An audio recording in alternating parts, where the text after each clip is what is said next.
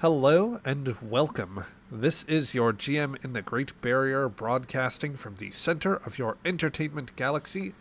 We are here today with Star Trek Adventures Aegis.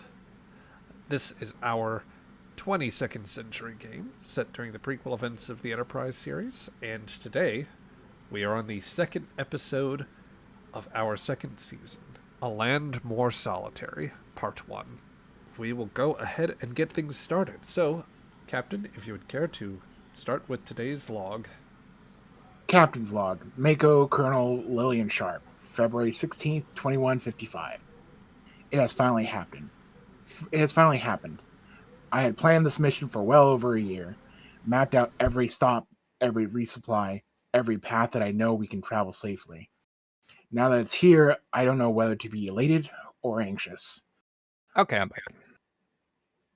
Oh, welcome back. Operation Ithaca, as it has been coined, is a 2-year deep space exploration mission. Well, deep for Earth, anyways. When for others, it's just a little further out the backyard. Regardless, the mission's task is to seek out new life and new civilizations as far as we can within reason. While Enterprise had simply did a slow circling pattern around Sol and the colonies, Aegis is being pointed in a direction and seeing what's there along the way. I had designated a location of an old star system, one that has been rumored to be quite interesting as our endpoint, and bound to give humanity its first chance to discovery that others had yet to fully document. In all honesty, though, and one of the reasons why Starfleet finally agreed to the plan was that the mission was a chance to discover new powers and civilizations that we can approach diplomatically, and add more to our own protection and trade. Our end of the Alpha Quadrant has too many already taken sides and battle rivalries to each other. And while there is a chance for that to improve in the last few months, Earth, or rather the Starfleet, or rather Starfleet, wishes to make sure we have a few new friends in case things get out of hand again. Not all see it that way though, and because of that, our launch was something of a quiet affair. Mako, led by General Casey, had backed out from the operation entirely, making it damn hell with getting the military supplies I needed. Not that it stopped me or my crew. While we were all loyal to Earth, Casey trained the Makos too well and trained me too well. So I was only happily surprised to find at least some of the supplies and reassignments fall on my lap as we started our journey. After all, it would be an absolute waste of resources to jettison crates of torpedoes and repair equipment, and jettison crates of torpedoes, repair equipment, and small arms from the Franklin when it found itself oversupplied, or that the Mako base on Mars couldn't find a proper physical therapy center for injured Makos, and listed Aegis as the closest center. I had asked the officers in question if they wished to be returned home, but they offered in return to fill up the deep gaps in my security that Casey had left me. It's still not enough, but it'll do. In the grand scheme of things, nope, I already wrote that. In the grand scheme of things, it's not enough, but we'll work it out along the way. My only mild concern is the change of guard with my officers. While admittedly apprehensive of putting Eula Shira as my XO, given the assignment leap, it seems she's taken well to it. There's been a few stumbling blocks, and on occasion I've had to reprimand her about getting reports done on time. I've yet to have any big hurdles and the crew seemed to like her pretty well. I still need to do something about the science officer, though. As lovely and spirited as Ensign Stewart can be, I need my head of science at a station and certainly respect the chain of command. The Aegis has been now in space for a month in its first mission. We're lucky to find a subspace current along the way, shaving a good 10 light years. With hope, luck can persist a little longer. That's it. All right then. So we close in to a shot of the Aegis streaking by at warp, maintaining a relatively fast pace, for as the subspace currents help you to clear this space efficiently, it's nonetheless, I would say, on the higher end of cruising speed that you've had to err towards to make the pace that you are currently on. I would like to ask at the top here, does anybody have any particular scenes that they would like to run?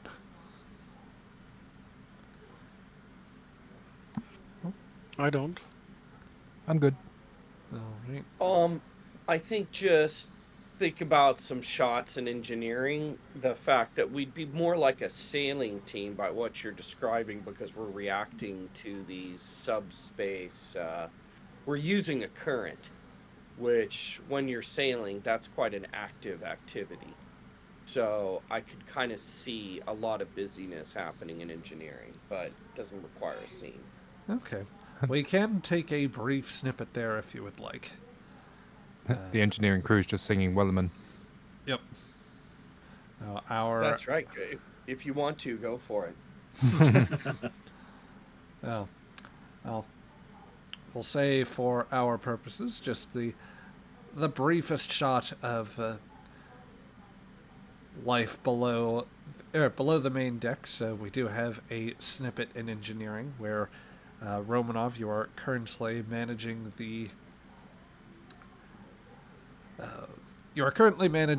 the matter-antimatter regulation, or just monitoring that.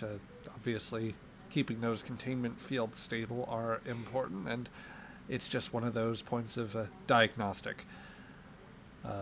Coming around from the back of the engine room and up the ladder towards you would be your quartermaster and one of the major engineering figures that has stepped up in this time, one Chief Fernier. Commander, I've got the latest on the on antimatter consumption and other engine diagnostics. Okay. Yeah, She'll take a look at it. I Does can. it look like there's any issues, or? It's looking like the curve of consumption is looking about where you would expect it, which is not particularly troublesome right now. Romanov, I'd say that obviously this engine, was very efficient to start with. It is, in particular in meta, as you have taken the advanced warp engine talent for the Aegis. It remains very good, not just at sustaining fairly high speeds for its class, but it also allows you to do so with relatively minimal consumption. Given the length of the mission that's approaching, that's very helpful. Yeah. So I'm using our improved warp drive, and what I'm doing is I'm changing the warp field dynamics, and I'm using, what amounts to sailing principles, right? I'm adjusting our bubble so that we're maximizing how we flow down this subspace. You described it as, sort of a slow river. Is that about right? An eddy or current would be appropriate. Okay. Yeah. So I'm maximizing the currents, by basically turning the very outer envelopes of our warp envelope, because it's kind of a layered thing. And I'm using it kind of like a sail to catch energy and push us forward and save fuel. So Certainly. If you'd actually like, just for the sake of generating momentum, I could give you a control plus engineering roll assisted by the ship's engines and engineering, something that would help generate just that little bit of momentum right at the start.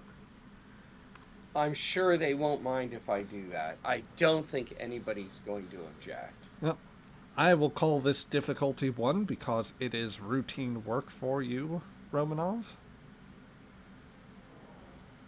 But it is the kind of work she likes. Okay, control, engineering, and I have warp field dynamics as a focus. That would definitely apply here. Okay, because I am turning that warp bubble into a sail. Okay. Let's see. And that is control and engineering. Do you guys want me to spend a momentum?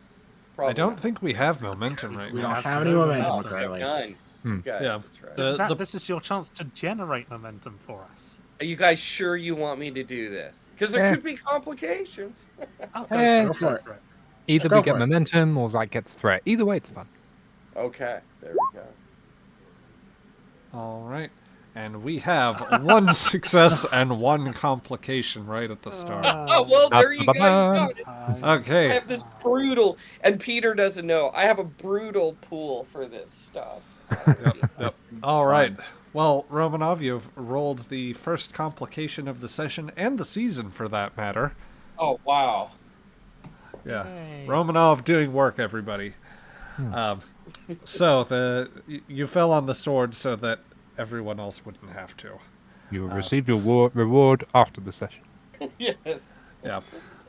In terms of an immediate prize, however, you have you have three options. One, you may accept the complication as a narrative situation. You may ignore the complication and provide the GM 2 additional threat. Or 3, you may use your determination in order to burn off that complication. What would be to your preference? This is very start of the session, I will say, so... Wow. Wow. I could take one for the team right away, but we might need my determination later if there are problems. I'll take the narrative complication. You tell that other player I am in solidarity with him. Very good, very good. Ray will remember this once I tell him. So yeah, just as you are both smiling over that, the ship suddenly... I just thought, I'm like, oh wow, I'm gonna be in the record books for this.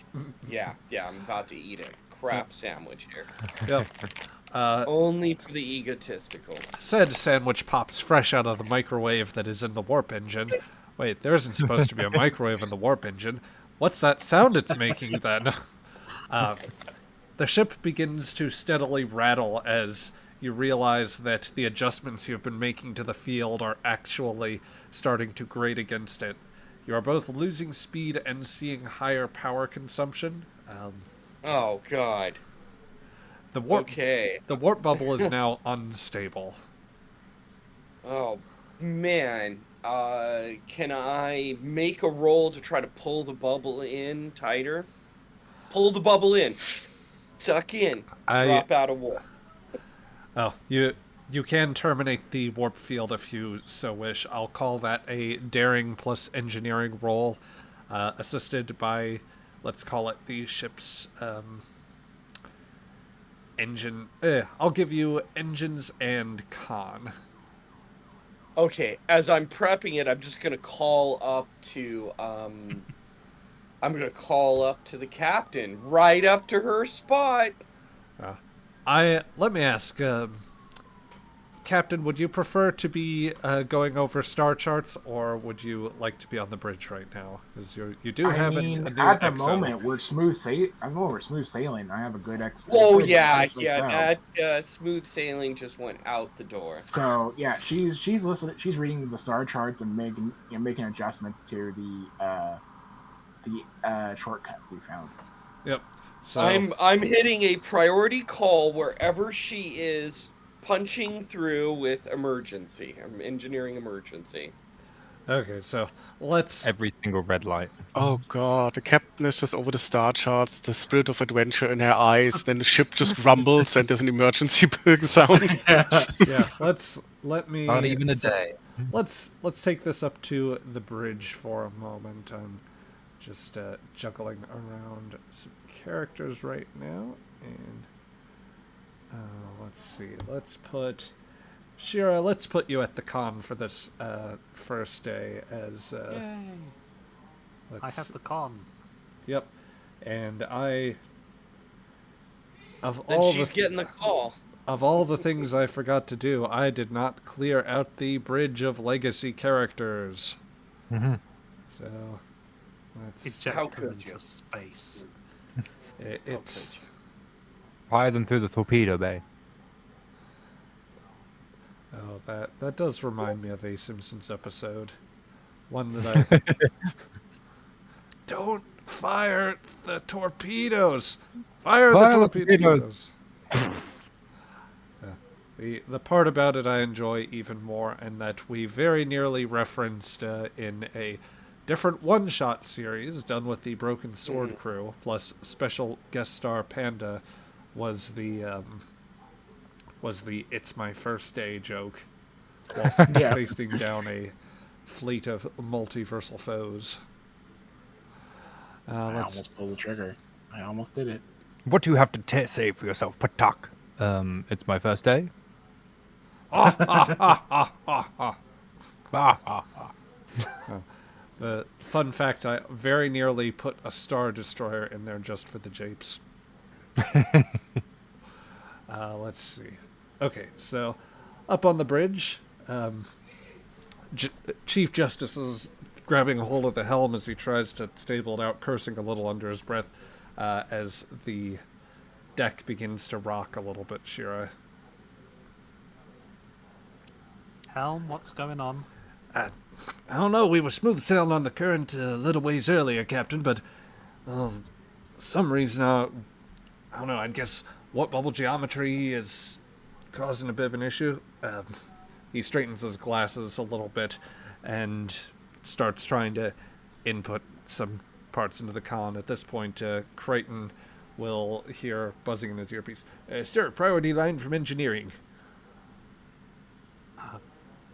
Put him through. Tell all hands to brace. We're going to be dropping out of warp. Just do it. Oh. All hands, please brace. We will be dropping out of warp momentarily. And with that, let's see. Yeah, Romanov, you want to make that daring plus engineering? Yeah, roll? yeah. So I guess Speaking of, I'm going to try to make this as least jarring as possible. Is the goal? speaking here. of, real quick, the first roll, did it fail? It technically succeeded, Oh, but okay. it Then never also mind. complicated. So Yeah, no, but nope, doesn't work. All right, never mind. So yes, want to take her out, take her down smooth, bring her out of the current for a few minutes. I'll send up to helm to make an adjustment, and bring the sails down, and bring her out of warp. okay, all right. So Smooth. yep, give me that daring plus engineering roll then. May I apply a warp field dynamics? That would apply. Okay, great. And we have no momentum at this point, right? That's Nope. right. And the You ship may canister. give the GM additional threat to purchase dice. I know, and I'm thinking about it, and I know you want me to do it. I'm thinking, All of but these no, facts no, are I know true. the other players. The other players don't want me to do it. Okay, here we go. With 2 successes, you score a point of momentum, and you are able to terminate the warp field. And hopefully it's not very jarring. It was smooth. There's still somewhere in the cargo hold that's just one person just gone, my cabbages! I'm sure. Yep. So, brief cut back down to engineering as the warp field Alarms are powers going down. off. A few alarms are going off. Fernier starts running around with other staff. Check all everybody, check all systems. Secure alarms and maintain station keeping here. Let's see. And they'll glance around at other crew waiting for a thumbs up. Think we're all good here, Commander. Okay, good. I'll check the engine, make sure it doesn't need to dissipate any heat or anything like that. Do we have any heat issues or over-energized systems or anything like that? No, it's doing the routine cooldowns of all the systems on this ship to have major safety interlocks. The warp core is the primary one. Yes. Riding around with antimatter anywhere is not something that you approach in a lax manner. Safeties for safeties, safeties for safeties for safeties. Yep. That's very much why I remember some sessions back, Sabral was contemplating the idea of undoing safeties on a warp core, or maybe it was Sharp, and I was like, that would be difficult. It would be very difficult. So, back on the bridge. Creighton is fielding. Shira's going to be wanted to call down to Romanov again. Yep. Creighton's like, sorry, sir, I'm establishing the line. Yes, Lieutenant, I'm so sorry. Yes, oh, she hung up on me. All right, putting you through to Romanov now. Bridge to engineering. Status report, please. Yeah, we're out of warp, and we're Noticed. just gonna run a few diagnostics here, and What? Romanov! back on Shouts for distance. What's the captain stamps out. Yeah, Captain Sharp's gonna want to know in about 5 seconds ago. Yeah, there was a bit of an issue in the current with the warp field and adjustment. What issue? I probably misinterpreted some data. Probably. Yeah. I was adjusting the sails, man. We're checking. We're running diagnostics around here now, Captain. I'm sure that we'll have this situation resolved here post haste. Okay, Sharp. Let me explain it. I misinterpreted the data. I should be surfing the system, not trying to capture. I have told you repeatedly, calmly even, Romanov, not to modify to any great extent. You can modify a little bit here and there. I wasn't modifying. This was purely an adjustment. I was trying to save a little fuel for us, and I think we'll still be fine. Lieutenant Commander, I want my ship back and running in 30 minutes. 30 minutes. It's happening. Won't happen again, ma'am. She just glares at Crichton to cut off the the line. Yep.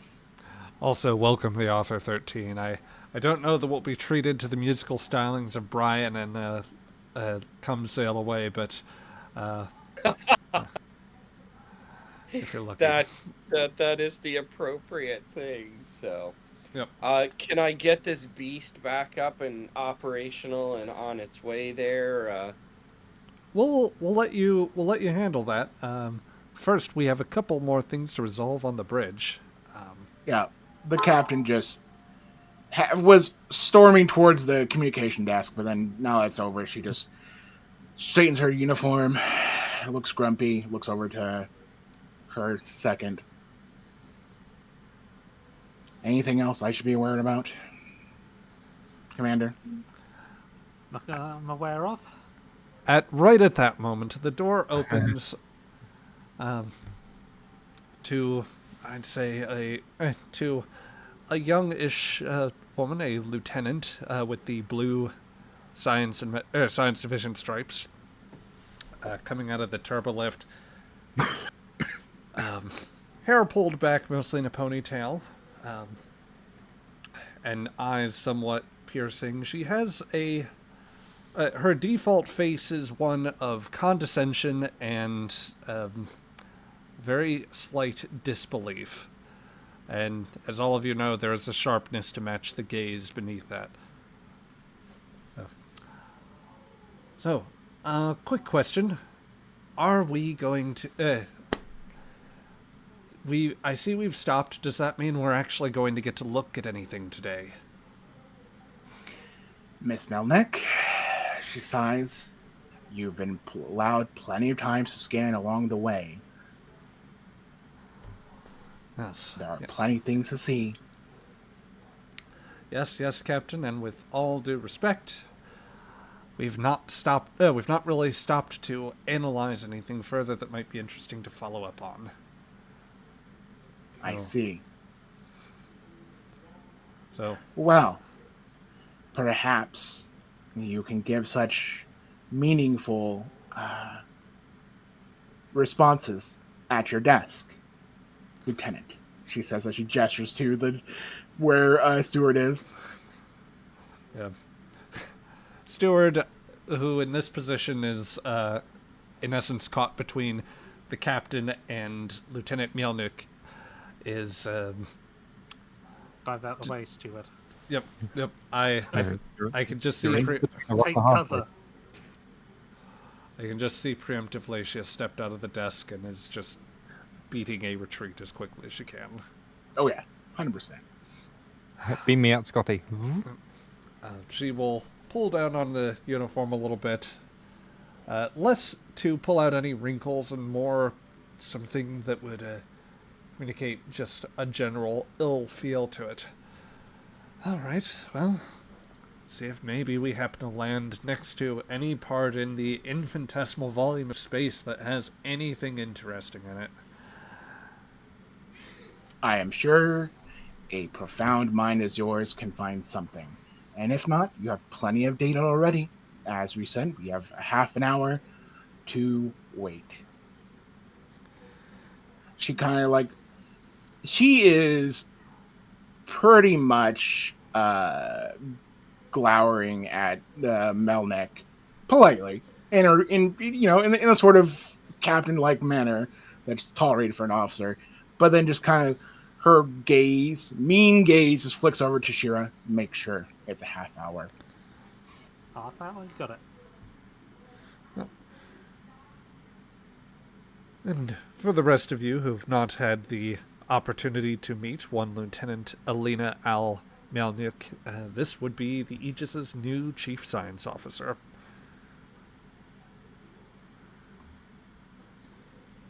And so, she will set to work over at her station. Sharp, do you otherwise... Can I... Okay. Oh, sorry. Well, I was going to ask, what has Melnick done to attempt to convince us to stop at any places along the way, other than complaining? I would say that is largely the tact, or that is to say that every pitch is wrapped up very slightly in that. There have been sets of minor sensor readings along the way which she suggested could warrant a follow-up, and that on the present pace, and given that routes are mostly well surveyed, these aren't anything that the captain would have warranted as necessary for study. Yeah, we have plenty of powers who have already looked at this many a times. We want to go further than that, much further than that. Like we're just in our own neighborhood, you guys. Come on. Yeah. Very quickly, I do have one ask for the crew. From Brian's task to collapse the warp field, you did earn a point of momentum. Whom would like to be the designated momentum officer? I'll do that. Okay, cool. All right. I will go ahead and award you 1 point. And I'm about to roll another task here. Let's see. First, Sharp, are you staying on the bridge? Nope. She'll pause briefly and look at the tactical officer, look at Crichton, let's basically look at everybody in that sort of the captain's still irritated. Is there anyone else that wish to bring up a topic that is concerning at the current matter? No. All right. You have the con, Shira. I have the con. And so Team Mom departs the bridge. Mm-hmm. Everyone exhales.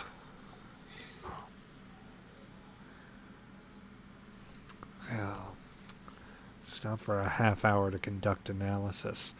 We have scientific anomalies at home. We have all this data here. Yeah. Damned crayon. You're getting plenty of data en route that you can analyze. My question is to you, Melnick. have we come across anything so far that any other starship has found before? No. Absolutely nothing novel out this way. We've already come across things which have had good analysis done on them, yes? Now we've done anything that anyone in one of the old Neptunes could have done. Well, the further we get out, the more chance we are going to find something unusual, something that humans have not come across before. I hope so. It justifies being out on a tin can such as this, and her console beeps a little bit. Mr. Crichton, look over at the following frequencies here. Assess for intermediate communications. Or stand by. Mjolnir takes in a bit of a focus, goes over to the visor that she can stare into on the that console where you have to hunch down and stare into the eyepiece there. Think that I've got a signal of some sort, XL. What kind of signal? It's very faint, very weak. Something coming out of Groombridge 34. It might be based on the intermittent broadcast, it might be a repeating beacon of some kind. But I don't know what would be there. Groombridge is, I mean, it's middle of nowhere. It's honestly the least interesting place we could go out of the places in the local neighborhood. Short of running over to Wolf 359, which, opposite direction. Is it a signal from an Earth ship? Crichton is trying to sort through it right now.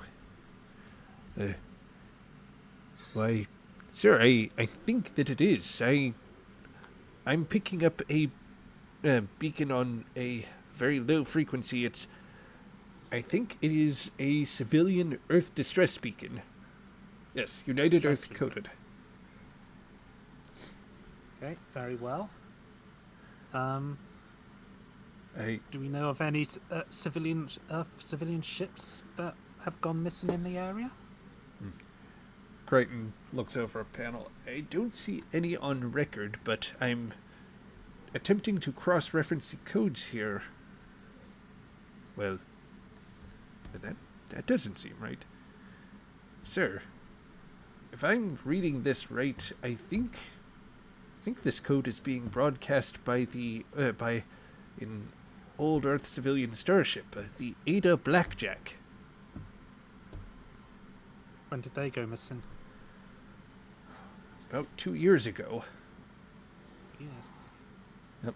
And they were in this part of space? Melnyuk interjects here. Now they were on about the other end of Earth explored space, closer to Ophiuchi 70, I think. Shira's antennas will twitch. That sounds like a possible ambush. Well, okay. Well, if it's a distress signal, we'll need to respond onto it. See if you can zero in on the exact coordinates. Bridge to engineering. Engineering, go ahead. We've picked up a distress signal. I'm going to need those warp engines ASAP. Okay. Where are we at with them right now? Fernir comes around the corner and gives you the thumbs up. I think the understanding at this point was that you were going to use the captain's 30-minute, at least some of the captain's 30 minutes, when it probably took you closer to 10 to get everything completed. In terms... Of course. I always overbid by 100, credits, right? These are the smart ways to play the game. It's how good engineers do it. Bloody engineers. So I will, if we're ready to go, I'll just wait a minute or two and call up and go, she's ready to roll. Call up to the, Thank you, sheriff. Romanoff. Justice, laying course towards that distress signal. So, I'll Bridge get, to Captain Sharp. Sharp here. We're going to be changing our course to go after a Earth civilian ship distress signal that Melnick and Crichton have picked up. I'm going to be going to yellow alert because the ship went missing on some distance a long way from here, so it could possibly be a trick. Or I'm on my ambush. way. Sorry, yellow alert. What? Sorry, what? Sorry, what's the Condition yellow, general condition? Yellow. quarters. Yeah. the, So the yes, proper we'll go to condition yellow. yes, the proper phrase, well, at least when we go to maximum alert status, would be action stations. Of course, that is just something for a portion of the crew to be on at present. I will send the alerts. And Thank you. Chief Justice will look back at you, just click his tongue with a finger gun pointed in your direction. What is his universal symbol for orders received and complying there. So with that, Justice will fire up the engines. Just for the sake of one more roll, how fast do you want to go, Shira? I guess it affects... Let's say 3.5. You know. No, right. Yeah. In that case... So I think what 4 is the maximum. Yeah. 4 is redlining it. That would Yeah, be... so- I mean, you did get some engine upgrades. Maybe the plot for a later episode will be trying to break the Warp 5 barrier.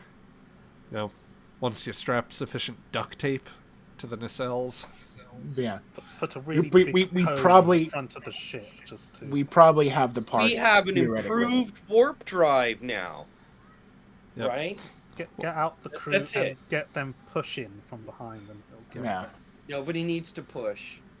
Yeah, go faster. How high is the chance that 2 rolls fail? Well, let's see how Chief Justice does as he takes you to warp. This will be assisted by the ship's engines plus con. And Justice will score 1 success, which is all he needs. So anything that the ship will give you will translate. Who's rolling for the ship?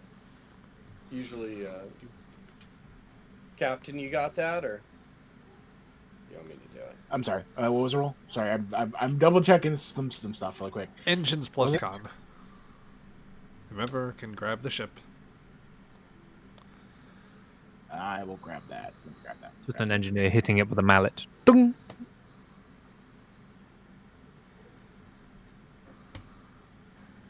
Engines Plus con. plus con. I will also ask you to roll 3 challenge dice from that sheet there, just to see if you get the power back automatically from that. As your advanced warp core does allow you to sometimes avoid power expenditures. You avoid spending 1 point of power, so you're down, I think, to 4. Hey. Yep. So, while still at sublight, Aegis veers to starboard and reorients itself towards the direction of a dim red set of binary stars, and the engines kick up. There is the usual flash as it disappears, and the stars begin to streak on the forward view screen once again. You find yourselves on approach, and I think that we can cut ahead a little bit, unless anybody has an immediate scene or question that they want. Certainly, I would be perfectly game to check in with Xanter or Horn if either of you have anything you'd want to say in the meantime. Would probably work better for you. I don't think so. Modiphius. I've literally handed it. It's if anything were to happen, I'm sure someone would call. Certainly, certainly. Yeah. Well, let's see. I guess. Lost my train of thought for a moment.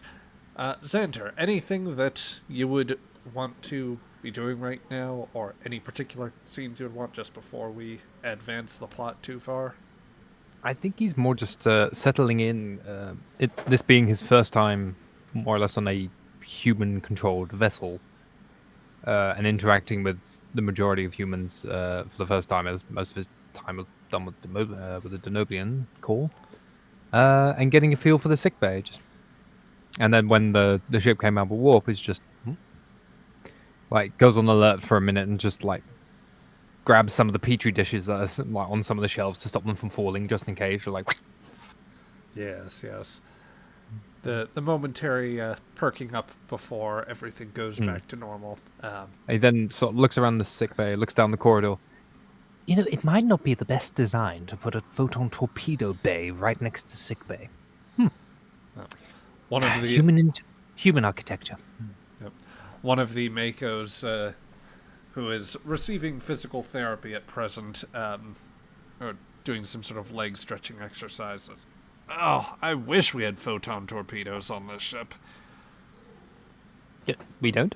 Oh, No, that's no. right. Basic chemical explosive. Chemical explosive. Ooh. Yeah. Oh That's- boy. It's okay. Those phase cannons do okay, and the hull plating holds up well enough.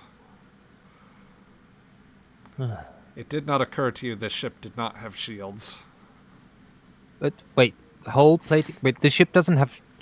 Human ships aren't equipped with shields. I wish, the same Mako says. I'm feeling better already. Thanks, Doc. No problem. Yep. I don't suppose the Federation has a life insurance plan. No My 6 Federation partners yet. would not forgive me. Not for exchange officers.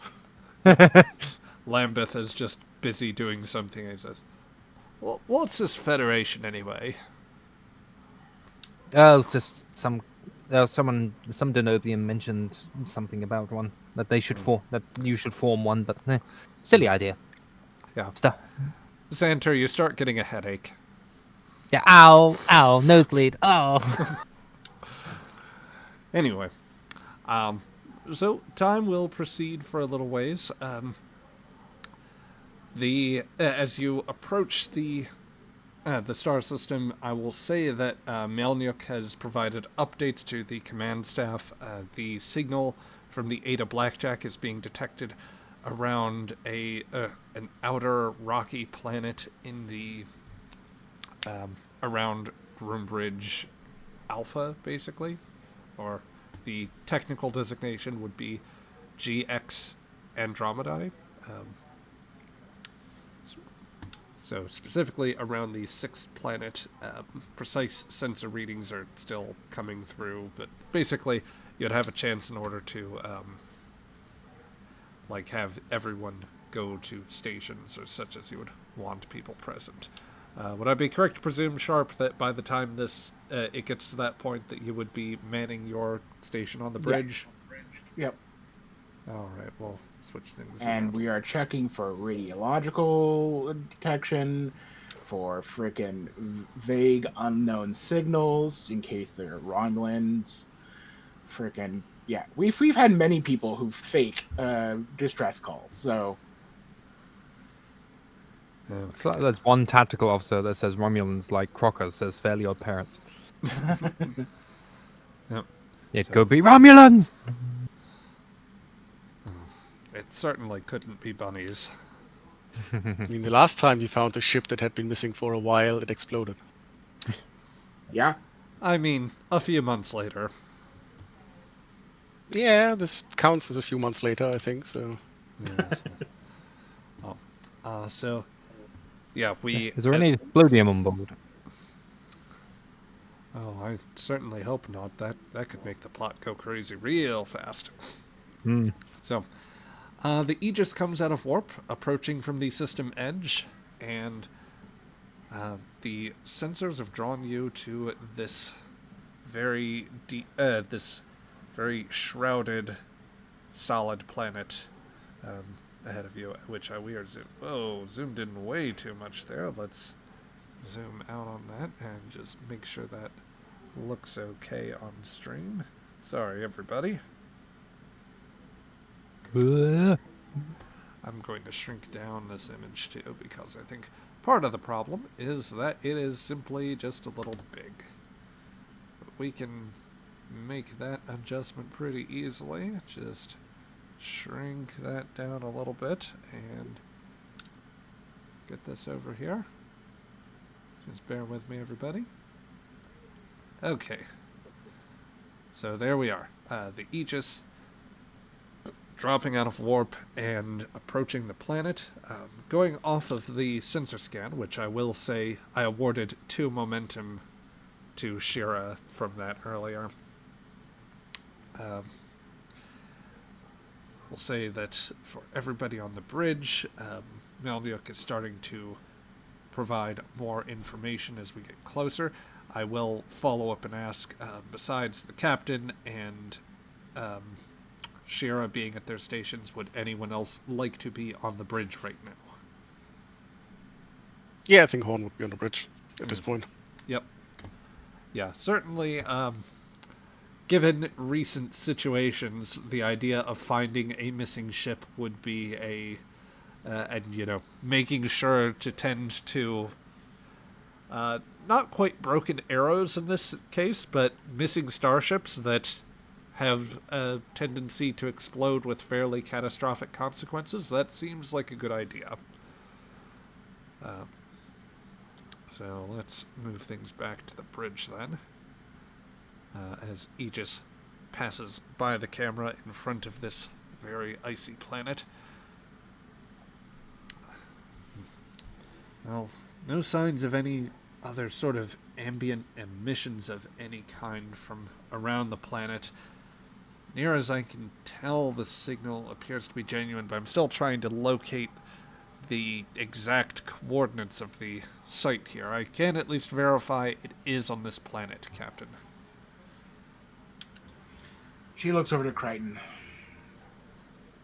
Any Khazinti signals, Romulan signals, anything interesting?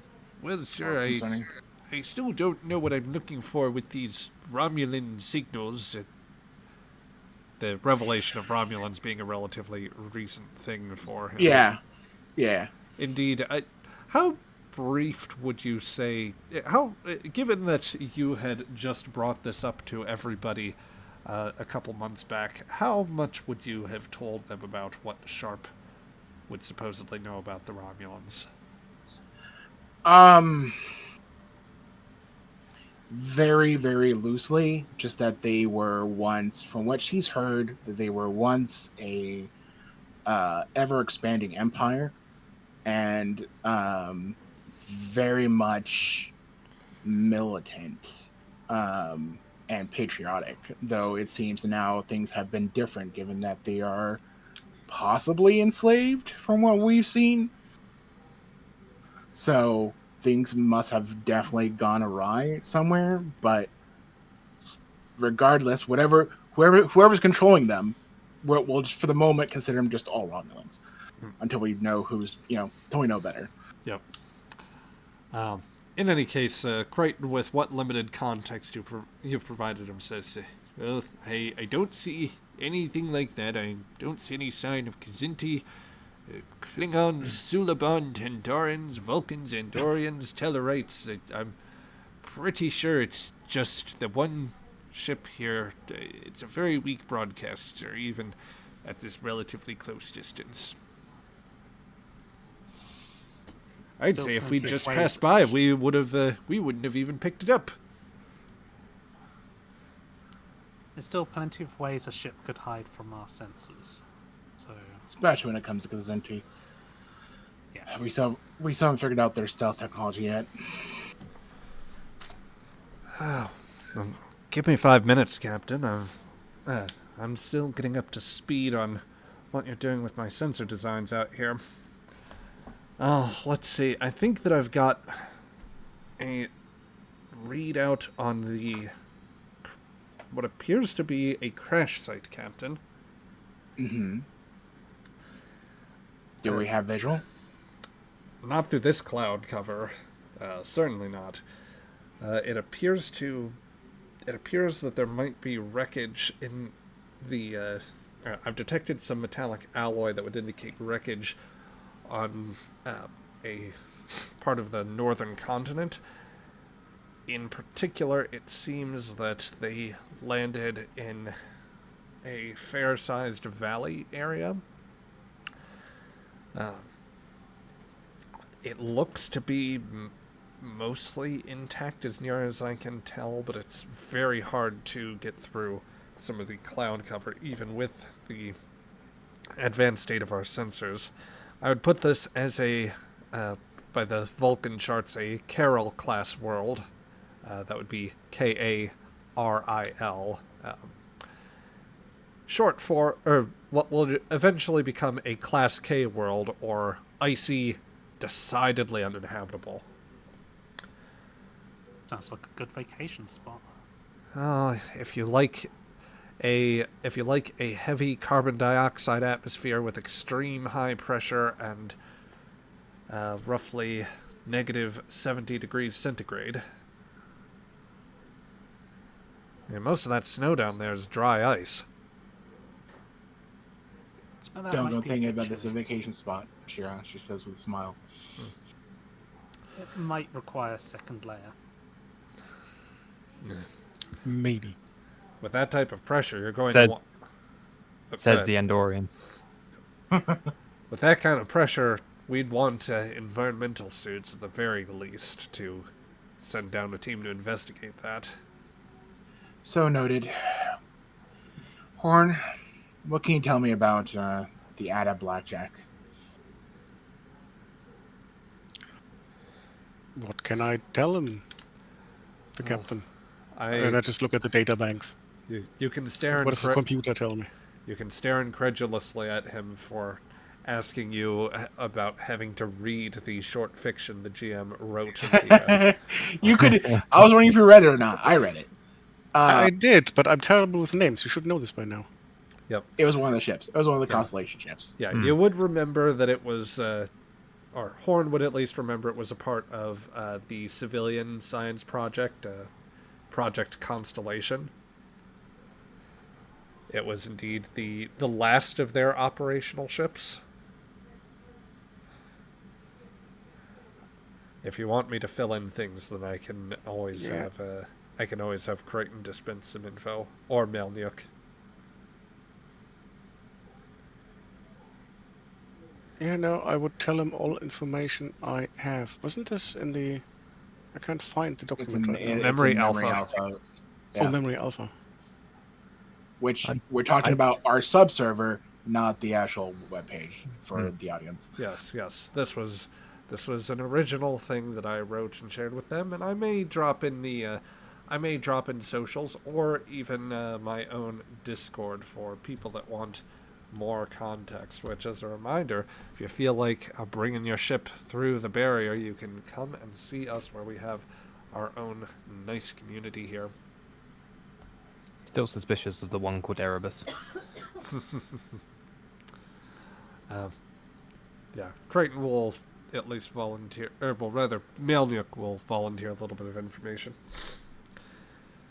Yeah, that was part of the.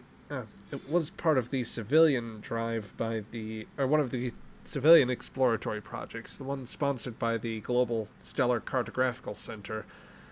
Didn't all those fail in dry dock? Oh, that was only the. I think that was. She thinks a moment. That was only the Erebus, I think. It was after that everything. Well, technically, I suppose. She just shudders a bit. The Proby McProbe face didn't make it out because of the Alpha Yay. Centauri mess. That earns a smile. She shakes her head. All right, so lost bungle design. Any crew on the other blackjack, or is it just a probe? No, they were fully crewed.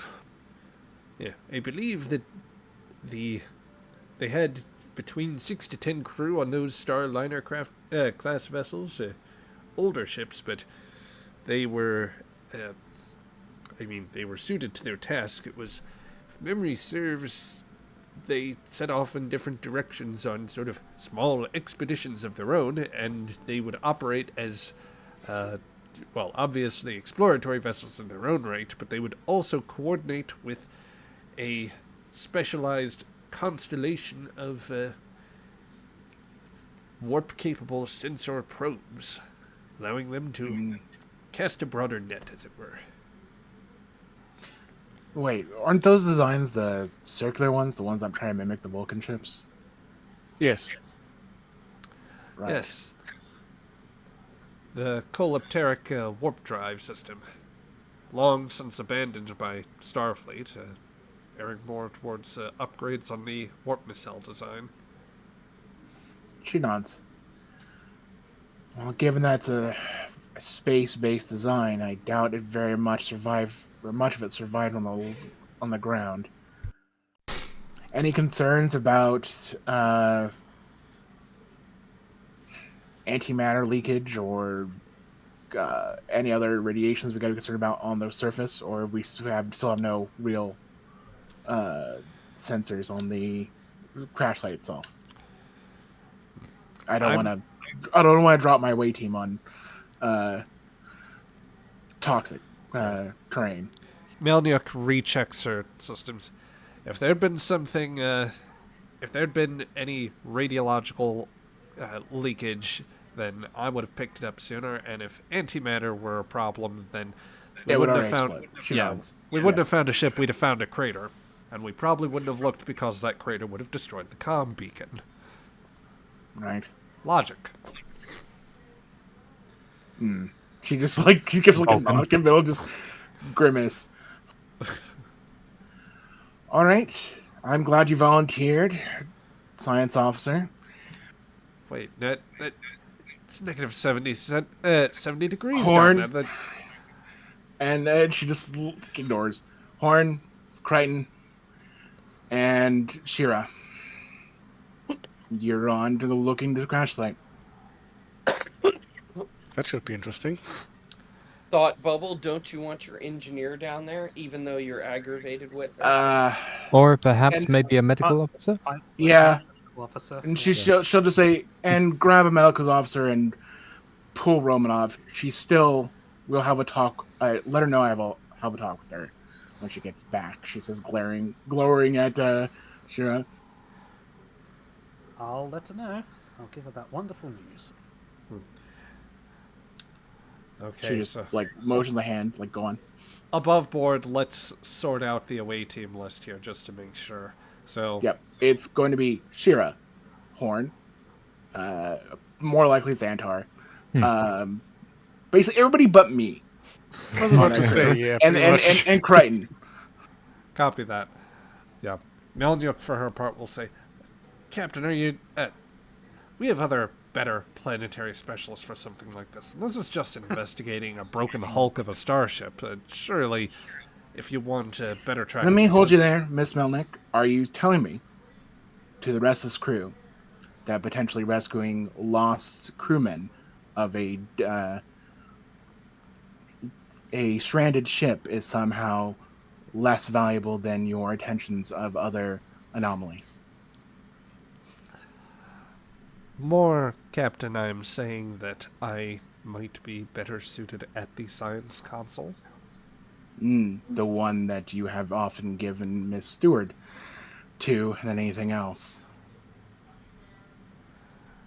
She has no good reply to that at the moment. I think the Lieutenant Commander is waiting for you, Lieutenant. She'll rise from her desk with a pronounced sigh and just start making her way with the rest of you towards the turbolift. Come on, Lieutenant, we get your science tricorder and we're on our way.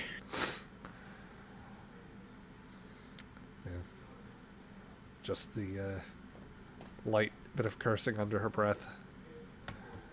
All right. So, let's see. So then we've got Mjolnir as NPC plus the 4 player characters. Yep. And then, Captain, did you want any sort of supporting character for the away mission? Nah, I'll chill here. Gotcha. I'll let everybody else got their scenes. All right. I see. The Greg style of captaining. Mm-hmm. So the shuttle pod will depart in moments. As you are preparing for that, let me ask you, in terms of equipment, everybody will get EV suits, which I will say now you can amend the resistance to reflect that you are taking like 1 point of resistance, basically, against any sort of damage that could occur. Second point, would any of you want any sort of non-standard equipment? Or would, for those security-minded, would you want to pay the escalation cost for anything above a phase pistol? I don't think we need anything above a phase pistol. I'll be bringing along my Ushan Tor. Certainly. Which you've got the talent for. Engineering kit, some rebreathers, and a little bit of climbing rope and anchors, because we've been in situations like this before. Okay, I will say, for your part, Romanov, with the EVA suits, the rebreathers would be like more of a backup, because it's We don't really need those. yeah, you're basically going to be in an environment where you don't want to be exposed anyway due to the pressure and toxic atmosphere and Right. extreme cold. We EV suit repair kits come as Yeah, standard, EV right? repair kit. and of course, climbing equipment, because we faced this stuff before where we've Yeah. latched on before. So latching and climbing equipment and patch. Gotcha. For the climbing equipment, I might say that in this case, it would be, I'll ask for a point of momentum just as an opportunity cost, something to purchase in order to make sure that it's that's secure, since that's a little more specialized. I'll leave that to the team to decide. Maybe we don't have the resources big. I mean, you have 3 points of momentum right now, so I would recommend it just in case, but we're going to a crash site.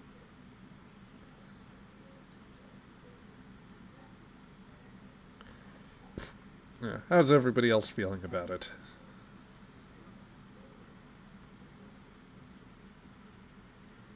I'm good. Any objections to spending a point of momentum? No. No. Okay, then Oh. I'll spend it. So we've got the climbing gear and All right, Shira, if you care to drop and then delete that subsequently. Yeah, of course. All right. So, I mean, I assume we take the standard crash site gear, whatever that might be. yeah, the shuttle pod has some kit, basically. There's some emergency supplies. And Xantar obviously will have sufficient medical kits for stabilization purposes. Couple of heat packs. Yes, something to put in your glove. Make sure we have the technical diagrams of the ships, Yeah, all that sort of stuff. things that would be loaded onto your scanners. So, Crew manifest, I think, is also a yeah. useful one, so we know who we need to be looking for. Yep. Let's see. Real quick, before we get down to the planet, would anybody need like a bio break or anything of the sort? Just to check. I'm good. All right. All good. Then we'll get this transition down, get everything going. So, yep. With all of your gear together, the shuttle pod departs the Aegis. Who would like to be at the helm?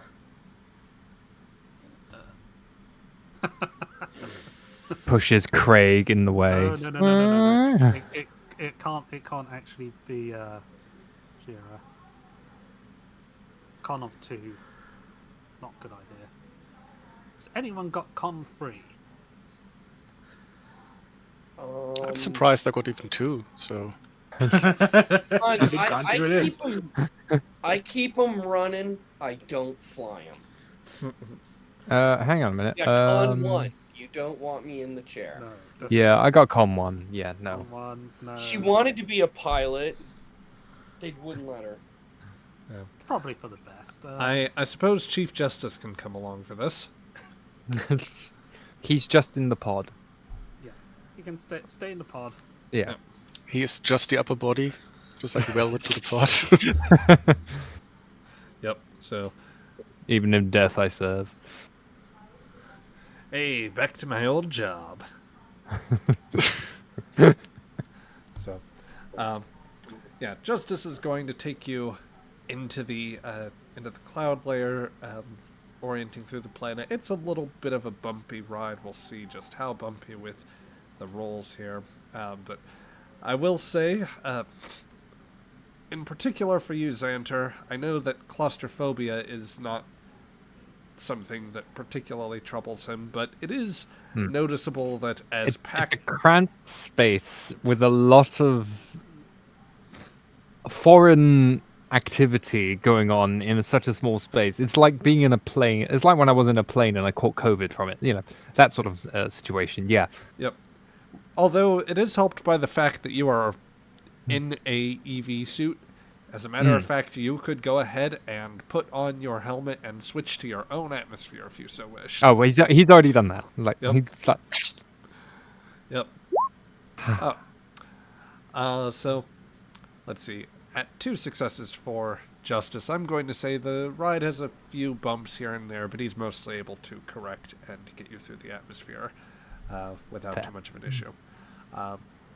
The outside windows are just completely obscured by the cloud layer as you descend through, and Justice is working off of instrumentation. But yeah, you're all packed in bulky EV suits. Xanter already fully in his suit. If the rest of you are also have your helmets at the ready, then that is up to you. Otherwise, you could have them off or partially opened.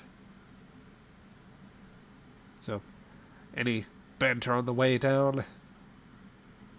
Xanta would like to speak to Shira, if possible. Of course. Just to say, Commander. Yes. First, I'd like to congratulate you on your promotion. Thank you. Second, I'm fairly new to a human vessel. I was wondering if we could have a talk later and discuss some things about how things work on a human vessel. I wish to familiarize myself with the human culture. While I'm good at the biology, but it's good to see if I can fit in a bit more. Yes, I'll tell you what. I'll send you the human cultural notes I made for Commander Shran. So I'm sure you'll be able to. Those will help. Oh yes, that sounds very useful. Yes, he mostly shouted at me for a while, but Oh, yeah, that's just his way.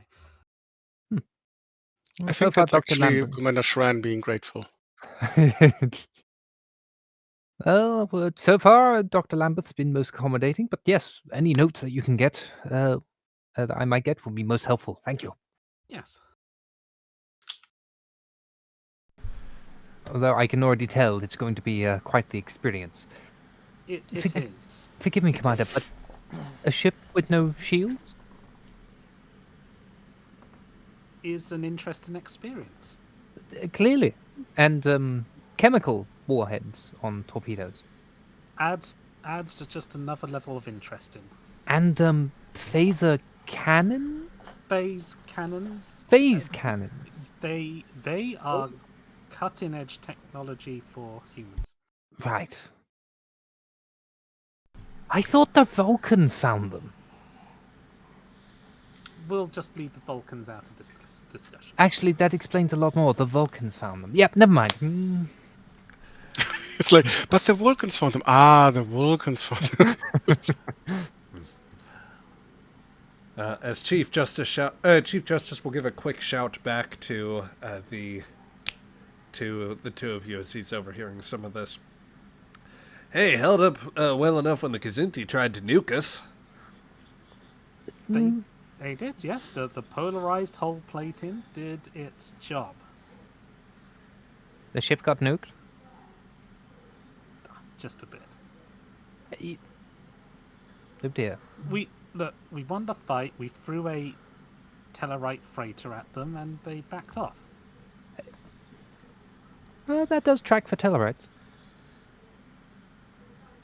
Very quickly, I'd like to just acknowledge a couple of spends that have been occurring. First off, I have checked my posture and hydrated. Thanks for the self-care reminder from one luckless panda. Hey, I know that guy. So did the rest of you.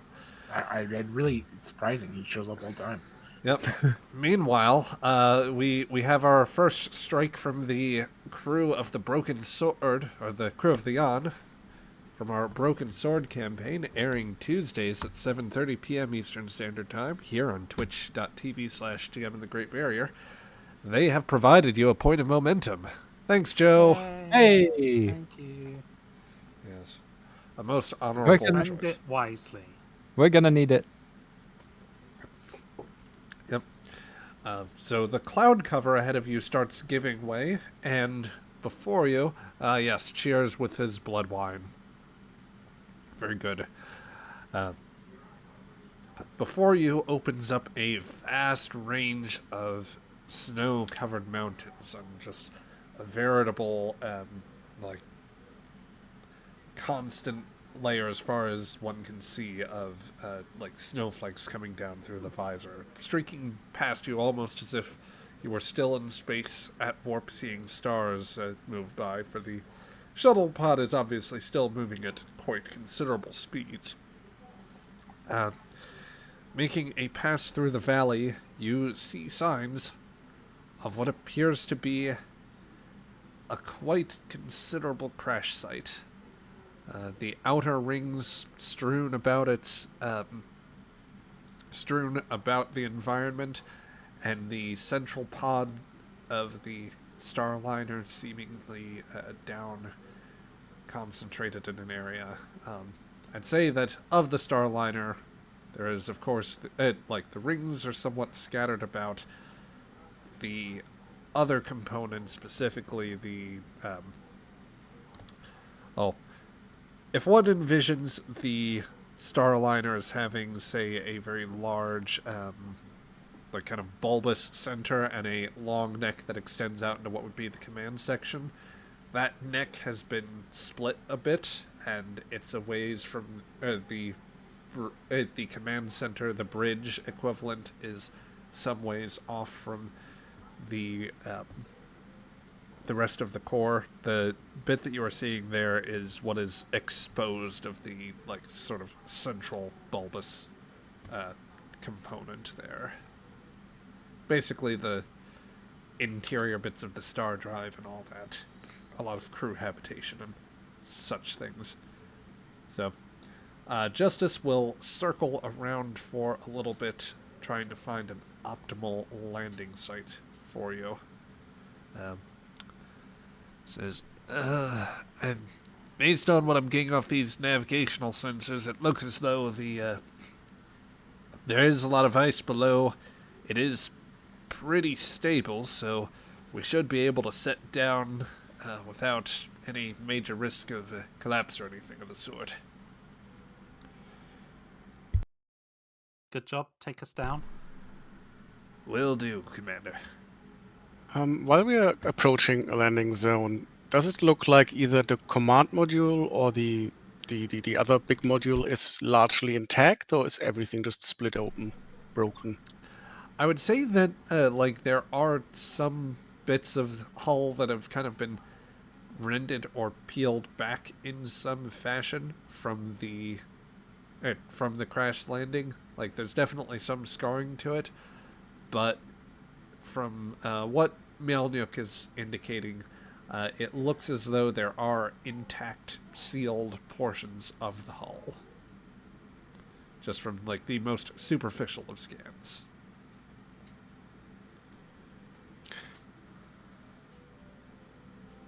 I look at Milnick and just ask, would we detect any functioning systems at this point? If there were more significant EM emissions, then I would say there's a good chance we'd pick that up. Of course, can't rule out that anything below the ice layer is a little more difficult for these simpler shuttle parts to scan through. As thickly concentrated as the atmosphere is, even the Aegis's well-designed sensors aren't so great.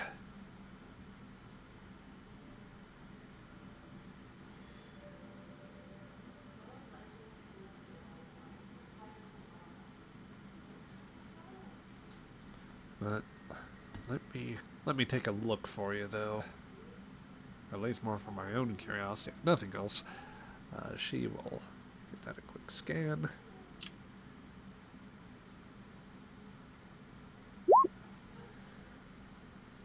Ooh, that's a good one. Yep. I had that task in mind for 2 successes, so she will net you 1 more point of momentum. Hey, Nice. We like to see it. From the looks of things, it does appear to be sealed, and I'd say the main the main emission that I can tease out is definitely still coming from that beacon. Though it seems as though the interior hull of the Ada Blackjack is still stable, and there's actually a little bit of a very minor bit of heat emission coming off of it. It might actually still be habitable somehow. So we reserve some hope. And Well, if you so like. Frankly, I couldn't see anyone surviving 2 years on a site like this.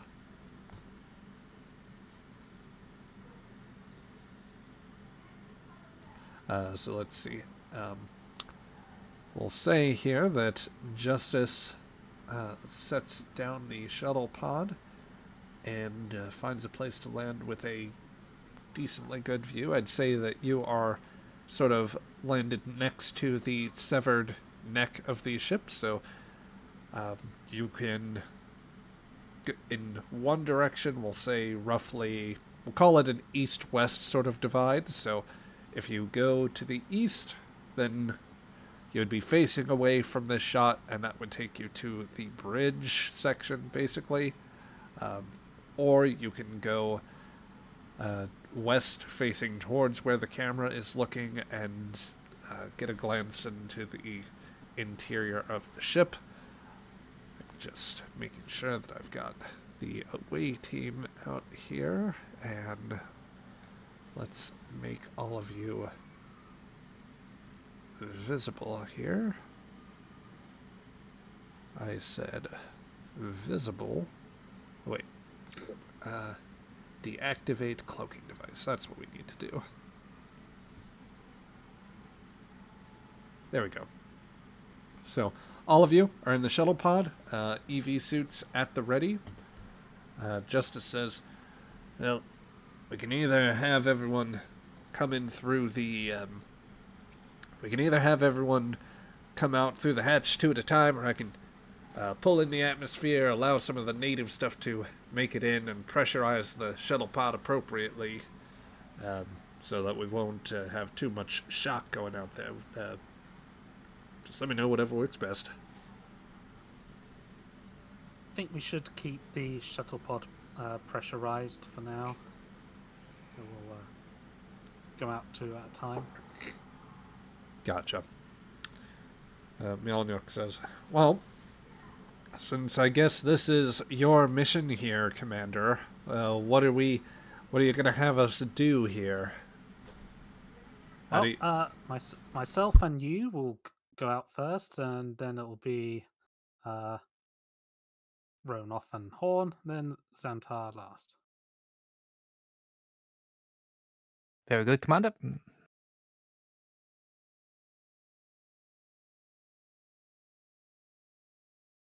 That way you get to be outside and taking scans as soon as we're out.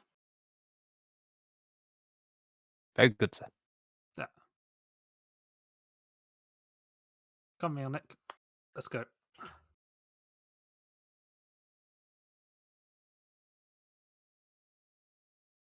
Did we lose Zach? Zach, you there? Oh, sorry about that. I accidentally knocked my mic there. 2 by 2, you climb out of the pod, securing your helmets and activating the atmospheric systems so that you are well protected. A little bit of time elapses to allow for the shuttle pod to properly pressurize and filter out atmosphere, so on and so forth, until eventually the 5 of you are out. In that first wave, Melnyuk is taking sensor scans with her tricorder. Generally trying to get a look around. Would any of the rest of you like to be doing anything in particular? Shira's just wanting to make sure that the ice ahead seems stable. There's no hidden fissures or anything like that. Or weak areas. Yeah. Yep. I would say you are all secure on that frontier. So, yeah, everything is... go ahead. I would just look around briefly, just take everything in, and then head towards the module that has apparently the weak EM signature. Okay. Towards the command module. Anyone else want to follow Horn? Yeah, Xantar will join. Also, meantime, like scanning for life forms, Okay. if possible. Yep. Xantar, if you want to make that a task, you may do so to generate some momentum. Certainly. Okay, I'll call that reason plus, we'll call it, in this case, it will still be science. Mm-hmm. It will only come at a difficulty 1. Oh, that's fine. Would I be able to use xenobiology as a focus? That applies. Humans are alien to you. Hey. So reason Humans. and science. Humans are weird. They are weird. Okay, There we go. that would be Nice. 2 successes here. So you do gain back 1 more point of momentum. Sweet. So you generate do, as much in the pool. Yep. The scanner tells you that there are no signs of any active biosign signatures in the command pod, as near as you can tell. He'll say out. No life signs at the biopod, Commander. There is some biomass of some sort there, though, but no active life signs. Okay. Need to find our way in. I mean, there's plenty of ways inside there, but a safe route. Yep. Horn, I will say that as you approach that, you see that there's still, the neck, while it was broken between the Starliner's command module and the main hull, there are still there's a connected part of that neck that goes into the command module. If you remember your Starliners well enough, you're pretty sure that there should be a door or hatch that can be manually opened. Yeah, I would carefully approach. All right. So you start making your way. I guess you and Xantar start making your way there.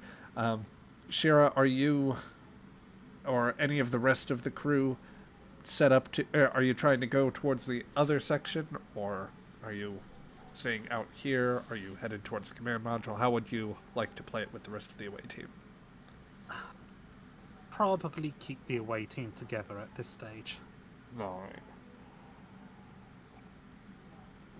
So, There's a possibility of someone being alive. I think that should. Let's not split the party yet. Yeah. so then, provided Romanov has no objection, the No objection. 5 of you close the distance and make your way into the small connected bit. There's some jagged bits of hull plating, some scattered like pylons and other bits of rebar about. You're able to navigate that fairly well. It's half submerged in fresh snow and probably some older ice anyway. With each step you manage to steadily trudge through the what is a dry ice snow and make your way up to the command module doors. It's a pretty standard rectangular sort of setup, so it's the same dual set of doors between the command center and your usual and the corridor as you would usually expect within any ship like this. It does seem unpowered, however.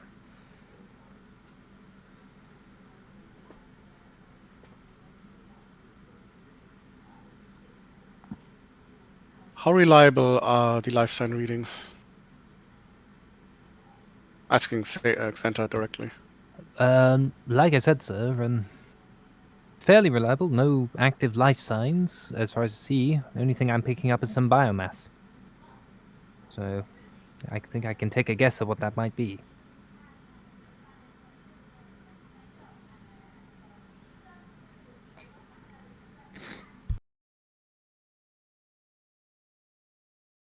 Romanov, any way of restoring a bit of power? Let me see. Look around. Is there any way of restoring power, or have sections been too jumbled? Well, you can guess that if there's power to this section, given that it's severed from... Well, actually, give me an insight and engineering roll here. I'm going to call the difficulty on this roll a 3. Ooh.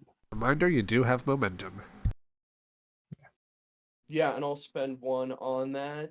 So that'll be 3 dice. And that is, you said insight and engineering.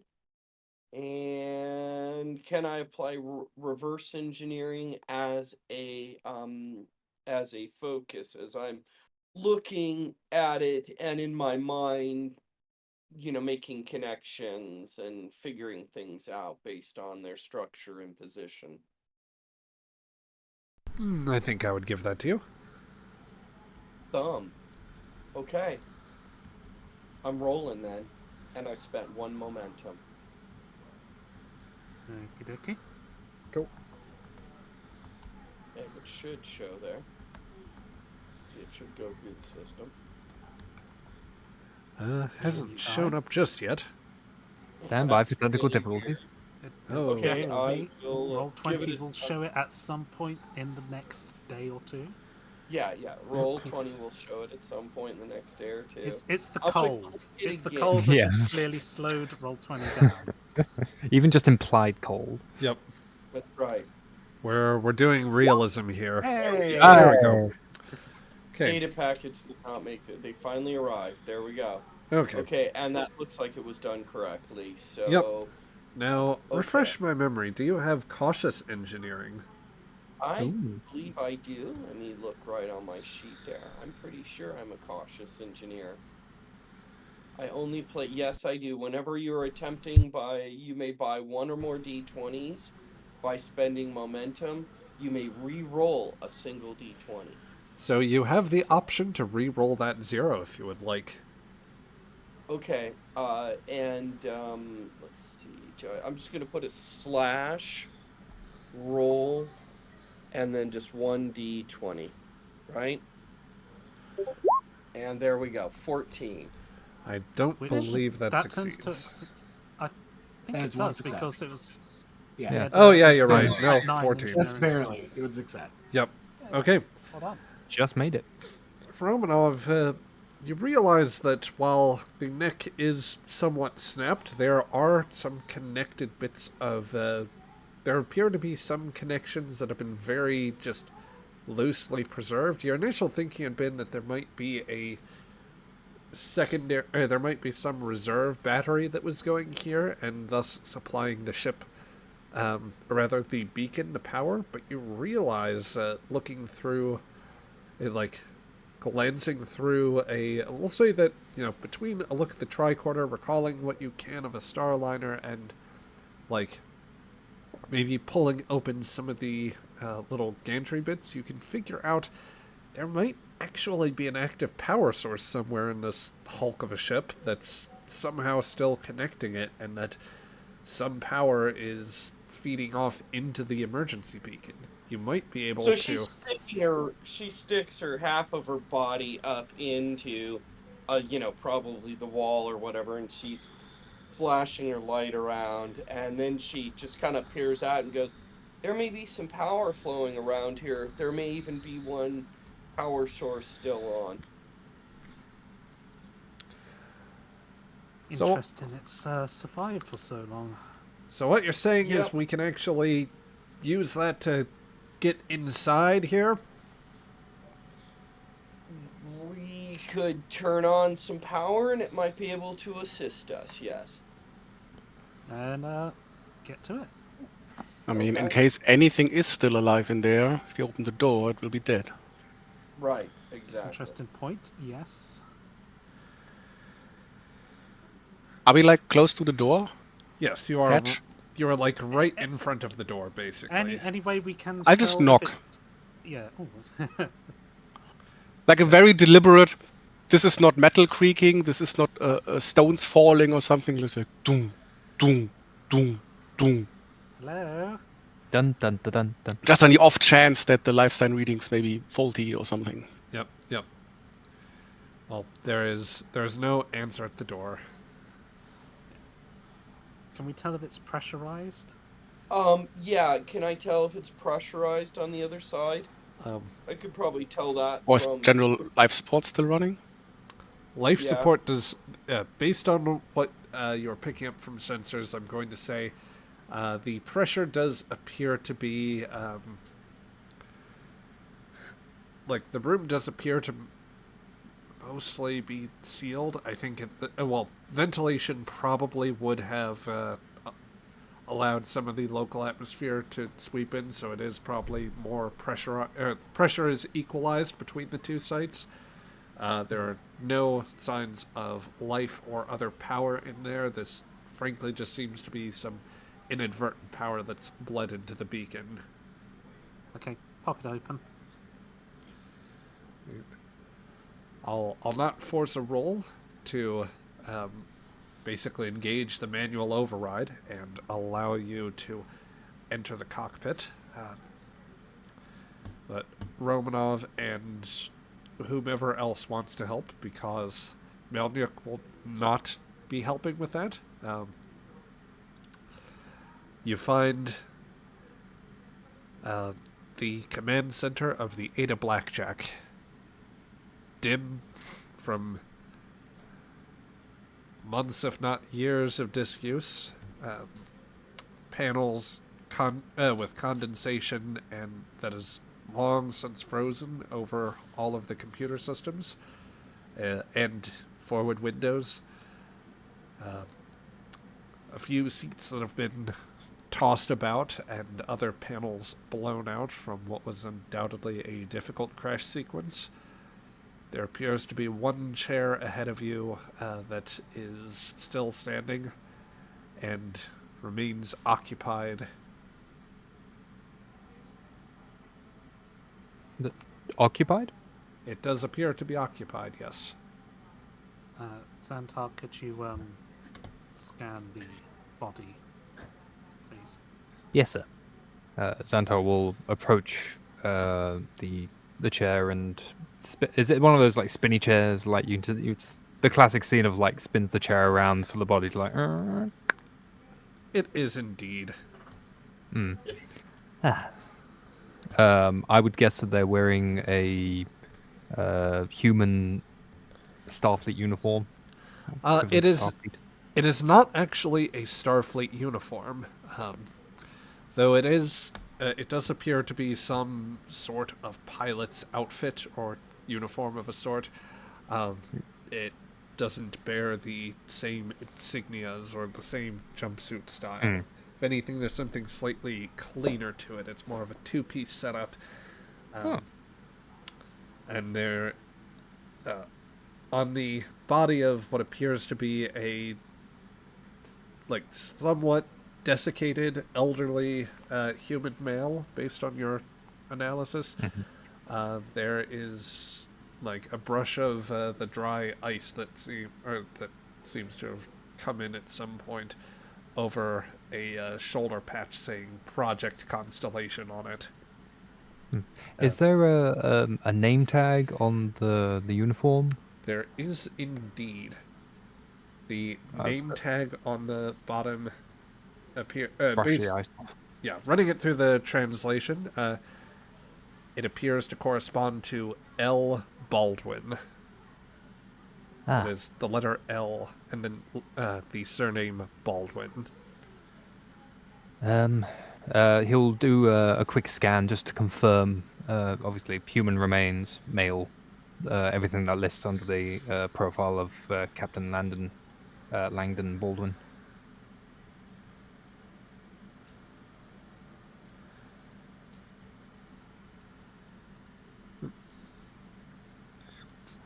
Hello? Yes, here. Sorry, what was the... Was there a query there? I missed it. Yeah, he's just doing a scan just to confirm who it is and Okay. how he's trying to discover how he might have died. Yeah. If Okay. there was anything unusual. Okay, well, if you want one more roll, we can make it that way. Otherwise, you could simply spend momentum to obtain the information. No, I'll go ahead and roll. Hang on, let me find it. Here we go. There it is. So would this be medicine or science? This would be medicine here. Medicine. All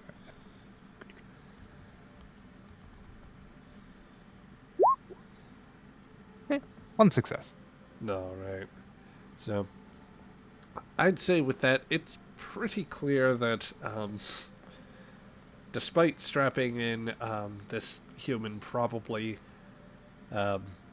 a combination of factors probably got him. It seems as though there are signs of abrasions that came from the straps he has in his seat. The Starliners apparently did have seat belts, as it were. And inertial dampeners were still not quite in effect. Well, in any case, they decided to have the extra precaution, and it might have helped him not fly through the window, as the dampeners might have given out near part of the crash. But it did come down at sufficient speed to where he has a lot of his organs seem like they probably took some damage. Environmental controls probably failed with the cracking of the ship, and he may have been unconscious, but capable of being saved for a time. It was not, however, it's not terribly likely that anyone else survived, obviously, to make it to him, or that had a capacity to do so, let alone get him out safely. Fair enough. So Xantar turns to the commander. Commander, may I introduce you to Captain Langdon Baldwin? Okay. From my own estimations, it seems that he did not survive the crash. Okay, very well. Romanov, can you see if you can get power to some of these consoles? We might be able to access the navigation and sensor logs. Did these ships have a black box? They should have one. The black box would actually... let's see, trying to think what I have here.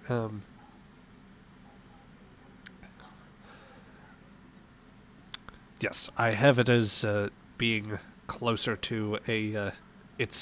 Closer to the shielded compartment. Like, one of them was built into the shielded compartments near the center of the ship. Okay. Then I would say we can also search for the black box commander. It should Yeah, theoretically we have survived the crash. yeah, I'll look for that after let me see if I can get the power up. Yep. What do you want to get the power up? Let's call this control plus engineering. And I need to ask, are you going to route what power is flowing into the beacon away, or are you going to see if you can call up more power from the connection that is apparently in the ship? Which do I think is the safer route, which could cause the least amount of complications and problems? I would think that would be taking power from the beacon. I would... Right, because it's already been gated into several different power systems. I would say that if that's your first instinct, then I will let you do that. I'm going to set that at a difficulty of 3 with a control plus engineering task. And depending on how much you succeed, it I'm will... ask for a momentum from the group. Yep.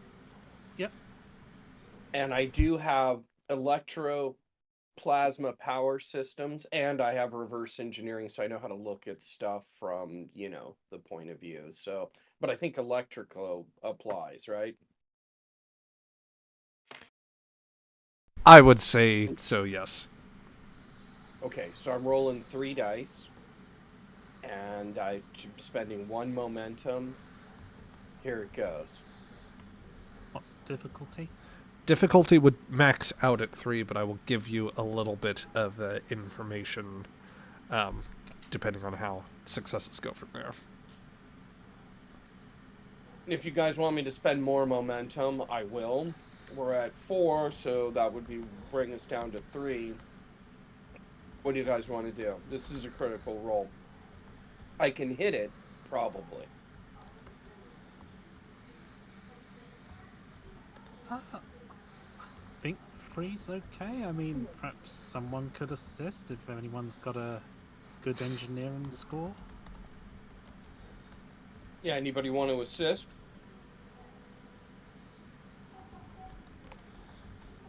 Xantar knows medicine. There's medicine. I have engineering 1.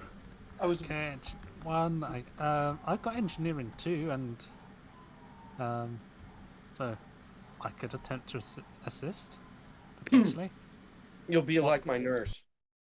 Yeah. What was the thing? What's the attribute I needed to roll? Engineering. Control, control, sorry. Control. Okay. Yeah. Oh, that's a 12. Yeah. Yeah. Okay, so Okay, here goes my roll.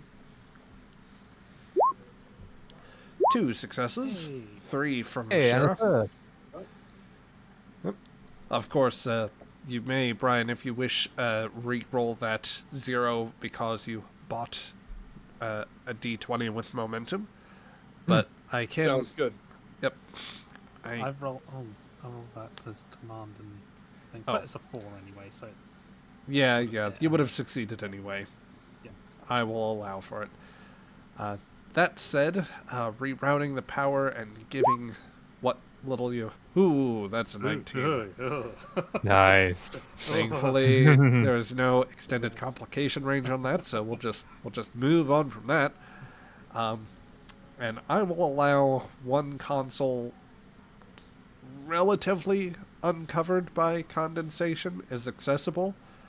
You don't have much you can do with it, but with the power you are currently routing, you could probably get a few snippets of information if you would like. Okay.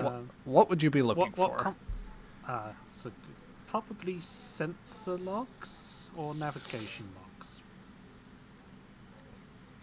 Okay. Either something which is going to tell us what happened to the I would ship. say any captain's logs would also be useful. Okay, I can give you partial bits on each of that. So, Shira, as you start trying to overlay this, I think that a last audio-video file is loaded onto the console, or like there's something from recording paused. Which anybody who just wants to push the button, if they're that curious, can trigger that.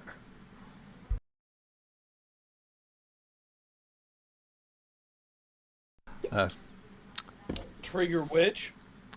Push the button. Or press the unpause button. Sure. Yep. Romanov pushes the button as Shira starts trying to consult the sensor logs. Repeat! We're... Emergency situation. Anyone can hear me? Mayday. This is the Ada Blackjack. Collision alert. We've lost control. Trying to level descent. These old Starliners weren't built for it. Come on, you bucket. We've got this. Dampener's failing. Going to try to hold us steady. Repeat. Collision. The file cuts out. And near as you can tell, Shira, the sensor readings are a bit confusing, because in one moment, the Ada Blackjack was where sensor logs had established that it should be before it disappeared, in the vicinity of the star Ophiuchi.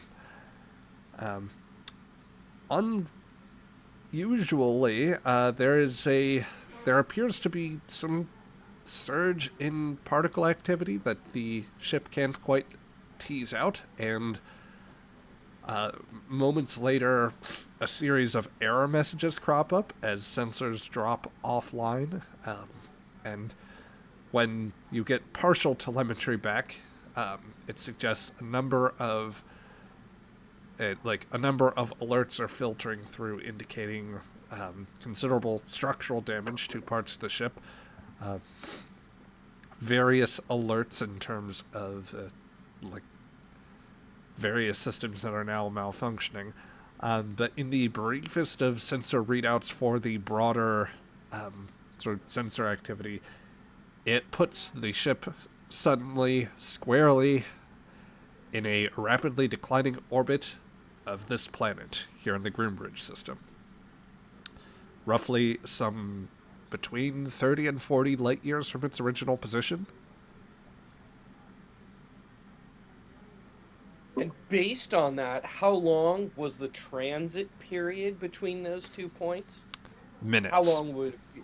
Minutes. And Yep. It would normally be for, let's say, the fastest Warp 5, Warp 6 ships out there. How long would that take? That would take on the order of months if the Aegis were going from one destination to the other.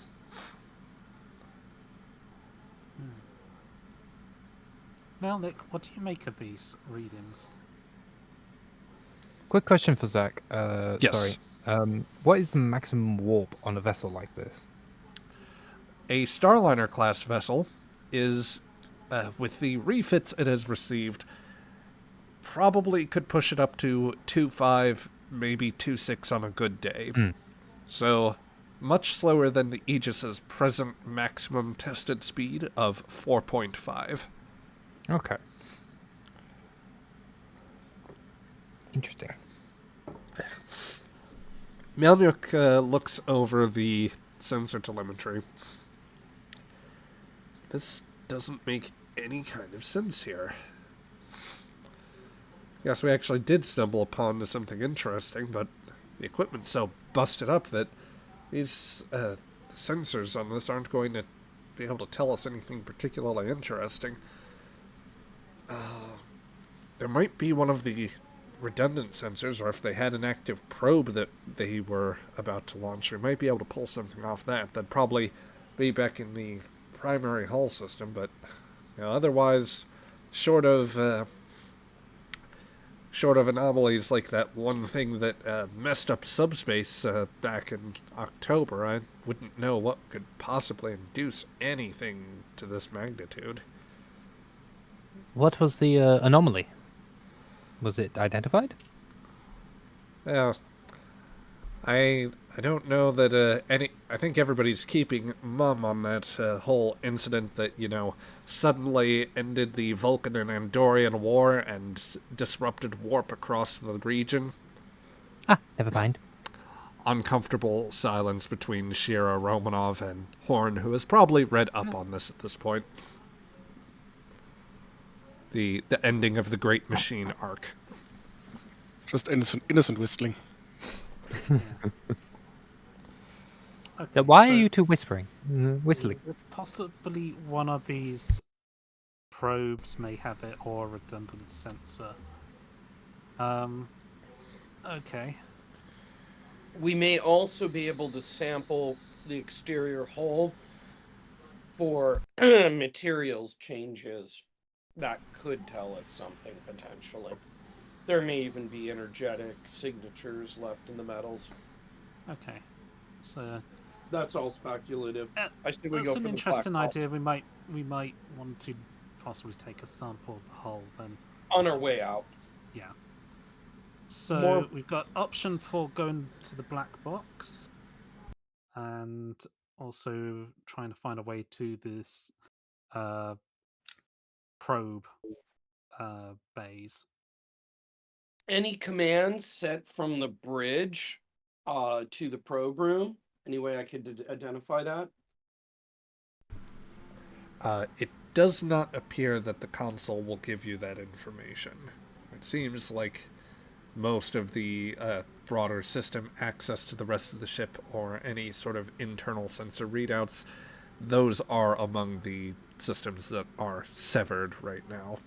You pretty much have last sensor readings, a bit of navigational data, chronometers, a few other things like that working right now. And not for long. Okay. Do I think I should prioritize black box or black boxes are designed to survive. The engineering probes may not be, right? If there's an operational sensor probe, then, well, depending on the strains and stresses they've been under. But it's impossible to say. I'll look back at Shira. The box will be there tomorrow. The probe may not be. I say we go for the probe. Okay then. It's a gamble, though. Well, I mean, we have enough people to would look for both. We can split the party. either way, we're going to the other part of the ship then, so I don't see Yes. it necessary to split us up. Well, not immediately. Okay, let's go to the other part of the ship then. Okay. The five of you depart from the command module of the Ada Blackjack, the long-dead Starliner, along with its pilot. And from what you knew of the biography, its commanding officer of the ship. Sitting in repose with over the consoles of a ship that he somehow managed to land in his last act. At least that allowed some portion of it to survive. Tending out towards out of the cockpit, and from the part of the neck which was still intact, you approach the broader ruins of it. Melnuk actually says, Commander, if that ship is still, if the ship's inner hull is still pressurized, and if there's still some sort of power, hell, even in the unlikely event that anyone were actually still surviving in this thing, we might want to approach through an airlock instead of one of the doors. There's probably something, like, over the, I think that if we approach from the highest deck, we could probably get some sort of entry point into the ship. Just a thought if we want to preserve that. That's probably a good idea. Don't want to risk a pressurization problem. Can Santa also do a life form scan at that part of the ship? I will allow you to attempt such a scan. This one will be a reason and science roll. And this time, I am not giving you the difficulty. Oh, okay.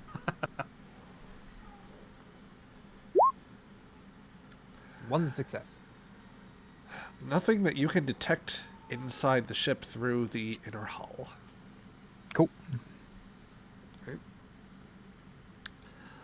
So, let's see. The away team trudges through the ice and approaches from... You would be approaching from what would be the front of the ship, or the bow of the ship, where the command module would still connect to the hull. Frankly, that connection was a bit submerged in ice anyway, so you have to... you wind up basically crawling over where the neck would have connected to the bulbous section. Immediately above that, there is what appears to be a secure hatch, which, with modest to no effort and with ample time, I can just say, Romanov, you can easily get it open. You don't need to roll or anything, but it will allow you entry into the ship.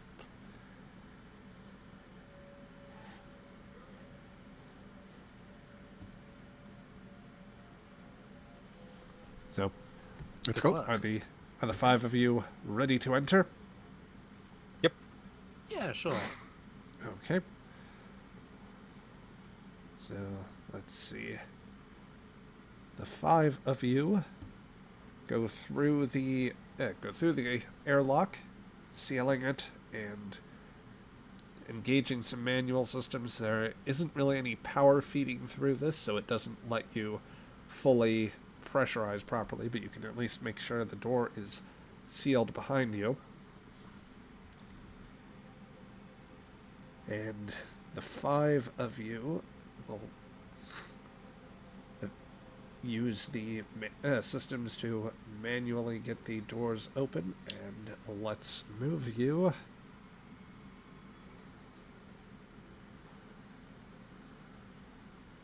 over to what you can see of this map here. I'll have to zoom in a bit for this. And make sure that stream can see that fair enough. Okay, yep. So, let's see here. You're a little bit cramped as you initially make it through. Your name tags kind of, nameplates jostling about with each other. Mjolnir will step ahead and say, okay, I don't have one properly right now, so yeah, everyone else can see you guys well enough.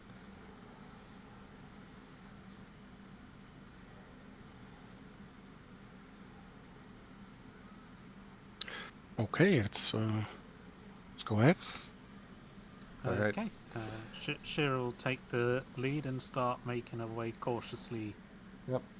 You Here. you approach what appears to be there's very sparse lighting. I would say that you have to kick on the lights that are built into the top of your helmets in order to see ahead through the corridor. You might also have some standard equipment supplemental flashlights if you want to pop those out as well. The initial entry point from the airlock shows you essentially there's a bit of very dim corridor in a somewhat harsh metallic tones. Harsher really because it seems as though things have deteriorated a little bit. Some of this is from like parts of the like damaged bits of hull and like signs of things that may have probably come apart a little bit during the crash. In this particular case, Shira, I would say that it will take a little bit of navigating just to make it around the just to make it through the rebar here and to see a little more of what's ahead of you.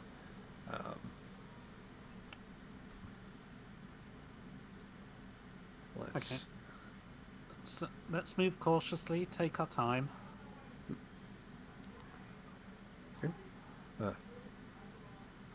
So, would you like to move through the rebar section? Yes. All right. Anybody following Shira? Oh yeah, absolutely. Yeah, keep him Yeah. behind. Okay, so let's see here. Just move this a little bit about. I'll let Horn and Shira squeeze through. You have to do this one at a time due to the just cramped arrangement and the bulk of your suits. The light glints down a little further, and let me just reveal a little more. Shining it ahead, you see that the corridor seems to stretch down for some ways. There appear to be a few doors along the way that situated here and here. At the very end of the corridor, it appears as though there are signs of just such a load of debris that it would be impassable for you to make it around there, or not without considerable effort. So, Okay. So we'll probably have to try one of the doors then. Milniuk will step through first. For life science, we had nothing conclusive, or no? I can't remember. Xanter Nothing did on not the detect inner anything. part. On this deck, if I remember it right, from what I read about the project, there might be some sort of observation area amidship that we could access.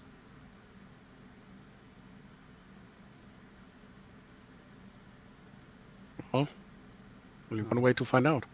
Yes. Try to open the Yeah. door. Yep, only one way to find out. Commander Romanov, we need you to open a door. Okay. What's the role you want? Let's see, I'll ask for one more control plus engineering. And I'm going to presume, Xantar, you don't want to be left alone. Absolutely not. There, I'll bring you up here. So one at a time. Xandar. Who said that? Hey, who turned on the light? Xantar, don't think about the Borg. Borg? What Borg? Don't think about the germs. He's still in his suit at this point. And to be fair, it's a cold planet, so it's more like most of the gems will be frozen. Most of the gems will be frozen. Yes, but then they'll be frozen into the snow, and if the snow gets onto no. Don't think Okay, about you who guys wore want the to- suit last. Also, he would have sanitized the suit before getting into it. Just like deep sanitation. Like, Yep. Yeah, but you know these things are just 99% effective. In this case, Romanov, I'm going to say fitness and Nine, engineering nine, because it's all manual. I'm It's all- crawling and using my whole body to try to open a door. Yep. Yeah, that's fine. That's fitness, yes. engineering, and let's see. It's true frontier engineering. This is true engineering. Yep. Uh, Difficulty reverse 2. engineering I don't think applies. So I have Shira to can attempt to assist again if you want.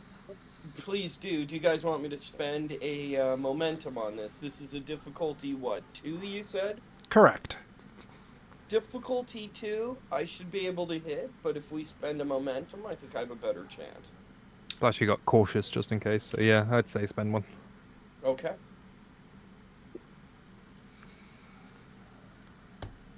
Okay, I hit it. 3. Yep, 4. and Shira gave you a and 4th. we get it back. Yep, you actually gain, you net 1 momentum. Craig, I'll just say draw at your leisure for that. Yep. Fantastic. So, the two of you working in tandem, you manage to successfully activate the override and open the door sufficiently to where, as you do, some pipes and rebar and the space rocks that have obviously fallen everywhere manage to, like, some of them roll out from the door as you wedge it sufficiently open for each of you to pass through. You see a relatively damaged room with signs of a computer terminal, presently inactive.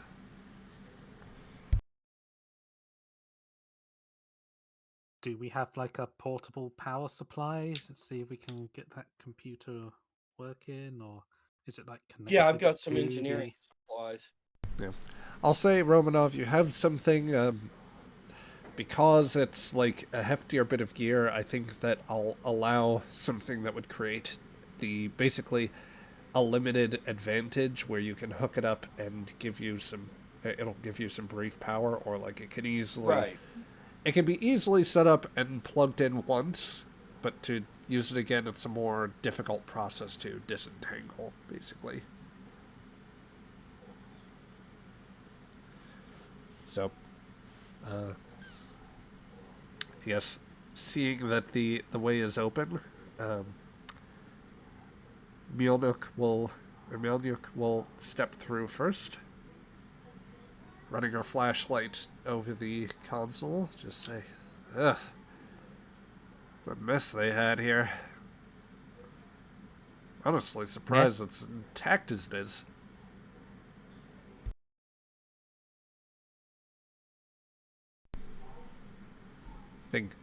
Were you saying something there, Peter?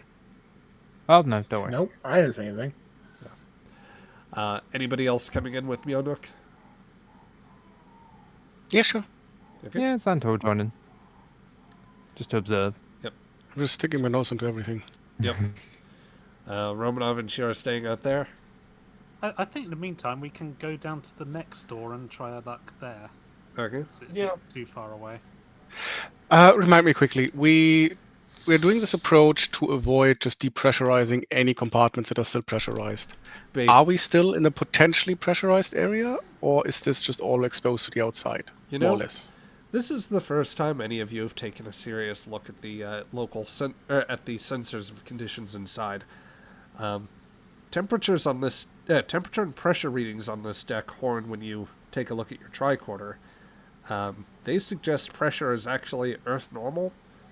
There is some oxygen and nitrogen in the atmospheric mix here. And the inside of the ship, at least in this section, is reading at a comparatively balmy, let's say,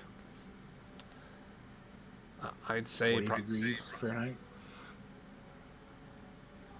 Yeah, like about freezing, I would say. So 32 Fahrenheit, or like a little above that, 1 to 2 degrees centigrade, let's say. I should have known. Shira has taken her jacket off. Yeah.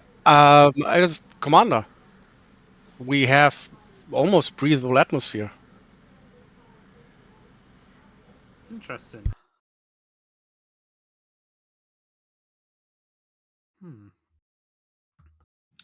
Is there, and I'm trying very hard to figure out how I would determine that, but are there any signs of activity after the crash? In this room... And I have no idea how I would determine that. I'm just asking. I mean, I think that would be an insight roll of some sort to work that out. To which I would say you're not immediately seeing signs of anything. I've also just gone ahead. Fair. Yeah. Nothing that you would passively see. That's very fair, yeah. Yep. I'll keep an eye out, though. You never know. And for some reason, the rebar in this section was not visible, so this was just what you had to... Oh, nope. That apparently sent it to a different layer altogether. Never mind. Anyway, let's see. Shira, Romanov, I think with your roll there, I will say that you can likewise force the door open over here when you so wish. But first, Okay. excuse me. First, do we want to play out the scene with Xantar, Horn, and Melnyuk? Yeah, it should. Why not? All right. Yeah, So Melnyuk for her part is running the sensor, running a scanner over the computer. Yeah, this thing hasn't been used in a little while. Say it's been depowered for a fair bit. Don't suppose Romanov left her battery packed for us, did she? Yeah, she would have left the battery pack because she knew that you guys were going to work on the computer. So Oh, it's good. right there. By Oh, good, she says, and she'll drag it on over. Just bypassing the two of you here.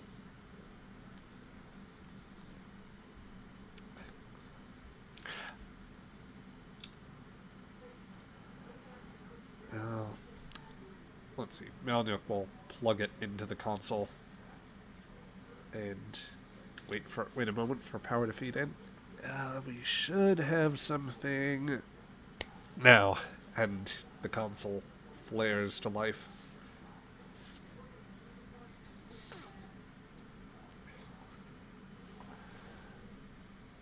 Well, let's see here. What sensor readings have we got? Horn, Xantar, if you want to close the distance here, look through anything, then you are welcome to it. Kind of look around the room if there's anything useful to do or investigate, but otherwise, observing. Xantar would like to see if there were anything else had come in this room recently, or when was the last time, if there was any trace of any biological matter. Okay. I'll call this an insight and medicine roll for you, Xantar. Insight and medicine. Yeah. I'll call this a difficulty. Set this roll to difficulty 2. For you, Horn, I'm not sure if I have a roll particularly in mind. Unless you have something you want to pitch. No, I have an idea that I would suggest to Xantar. If he can determine in the atmosphere anything that would be an indicator of respiratory, of someone breathing out. So, like, any indication of, like, carbon dioxide? I mean, carbon dioxide is non-conclusive, but I have no idea what humans breathe out. But some So it'd be like some small, like, molecules, some particle- organic molecules, Yeah. maybe residues that would at least indicate. Give some indication of life. Find human residues. Yes, kind of. Humanoid residue. Just pull out the black light. Let's see the black light. Yes, Oh my god. have Xantar pull out the black light. Oh, no. I want you. Okay. I don't know. Dr. Lambeth gave it to me and said it might be useful. Yep. So, Xantar, go ahead and give me that. Would I be able to use xenobiology as a focus in this case? Absolutely. Lovely. Oh. Okay, well, now wait a minute. Tell you what, that is a 19 on the die, that complication you have rolled. I will make it right, though. I will drop a point of threat to extend your complication range to 19 because it really should be for this particular roll. So 2 successes. I will ask first, because you do have the option. This is your first time rolling a complication in this game. You may do one of 3 things here. You may accept the narrative complication. You may ignore it and allow the GM to take 2 threat, or you may buy it off either with 2 points of momentum or a point of determination. Oh, that's expensive. Honestly, I've missed this. I'm going to. It's. I'm not paying it off. Definitely. What do you guys think? Should I give him more threat? I'm always for the narrative complication. Yeah, Narrative does sound interesting. yeah. I'm always the devil on your shoulder. I know. Just horn whispering you, think, Santa, of the possibilities. Limitless opportunities. Don't that's think of the virus, Santa. No, that's just you in general, Felix. Join me, and together we shall rule. No, wait, different Santa. I think I'll have to take the narrative, please. Perfect. Okay. Xantar. Oh no. I've given him what rubbing he his wanted. hands. Oh, fantastic. You push your scanner as much as you can, hunting for any sort of biological material or suggestion Just in of between. something that is respirated. I can't help but think of just life forms. Precious little. No. Oh, and the readings you start to get do suggest trace relatively recent amounts of respiration.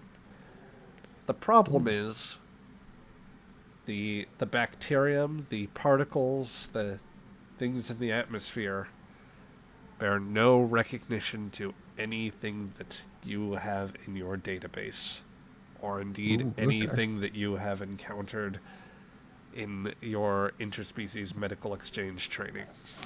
Ooh, okay, interesting. There is a foreign novel bacteria on your ship.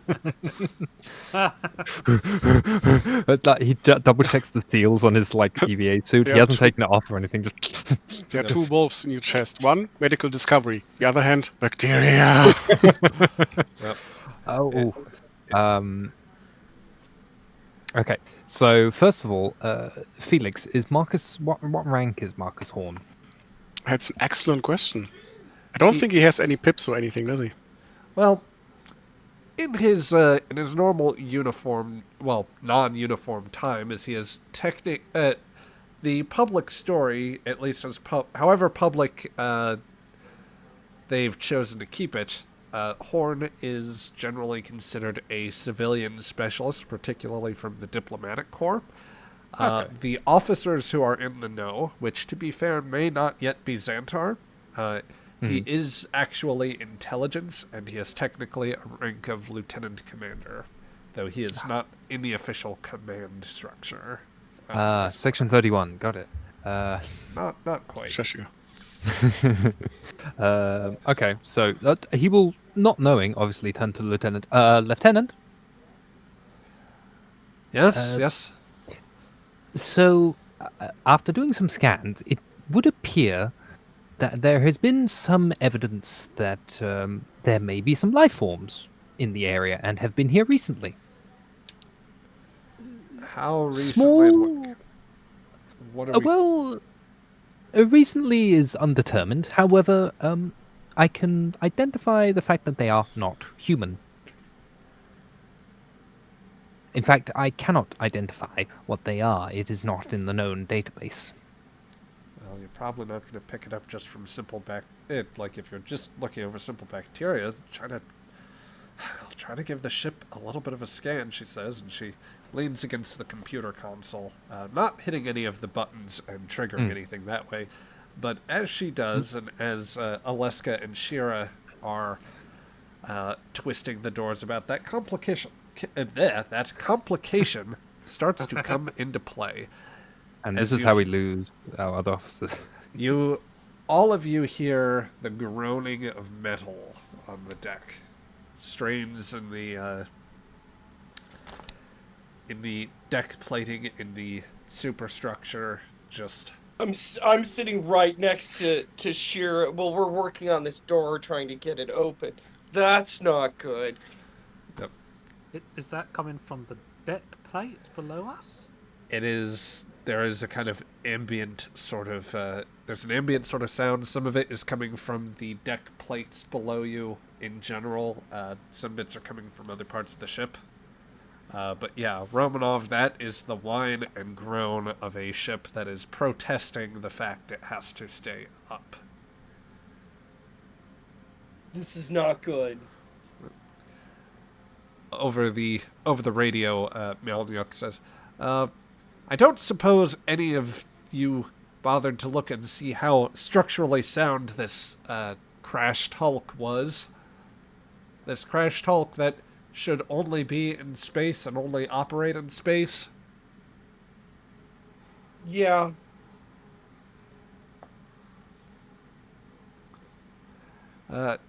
Commander, maybe just, opinion of your science officer and all, but maybe this Hulk is not the safest place to be, and whatever is presently hanging around here, we can let it sit in favor of, taking away a bit of the debris, trying to analyze it from the ship, and, coming back with a proper repair crew. Safety of crew first. I'll look over at Shira. We should back out, do some more structural sensors, bring in, some support systems, and check the bottom of this thing, how fast it is going to collapse. I concur with the science officer. We do not want a collapse situation. Another thing to note, apologies, Commander, but for some recent scans, it may be that this place is not as deserted as we previously thought. Yeah, that's never gone well for us. Any signs of the crew surviving? I mean, obviously we've got a Currently, Earth-type atmosphere. agreed. However, the signs that indicate life do not appear to be human. Currently unknown in the database.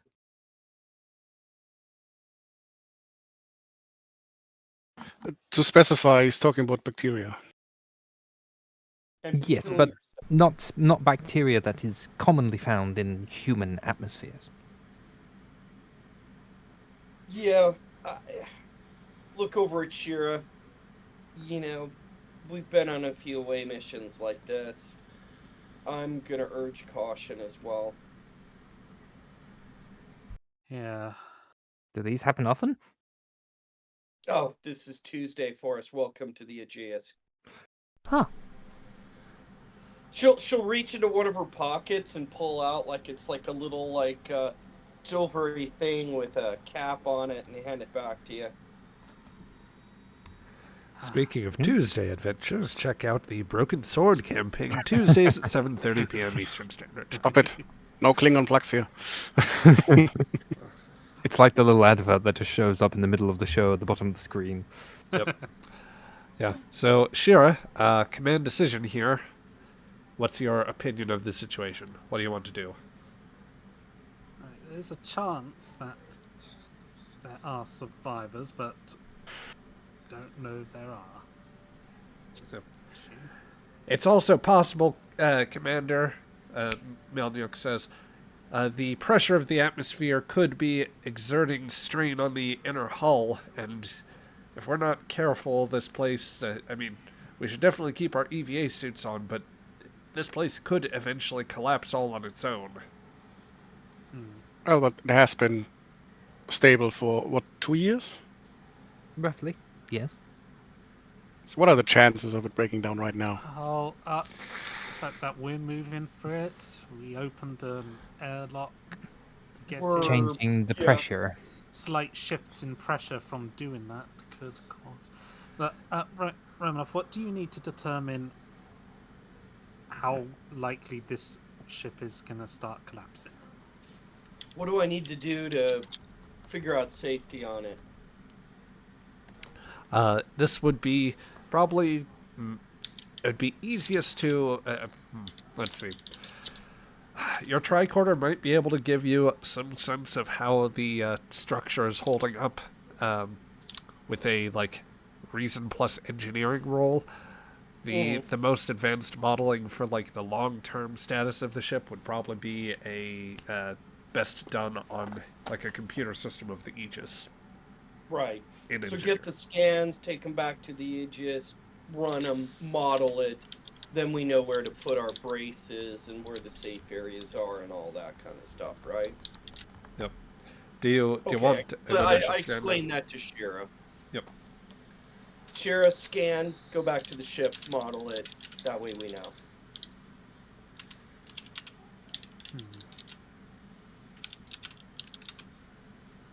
Starfleet Safety Protocol number 4378. Make sure when entering an unknown area that it is structurally sound. I do follow safety protocols. You do. Yep. As Romanov quietly pulls out the tricorder and starts conducting the scan. That's right. Yep. Right. Let's see. Okay. In that case, we'll just open this. We'll open this door. We've got it unlocked anyway, so open the door and then. Yeah. You three finish up in that computer room, and then we'll pull back to the shuttle and call into the Aegis. I could probably upload the info to Aegis, have them model it, and send it back down to us. We don't even need to return. Yeah, that's a good point.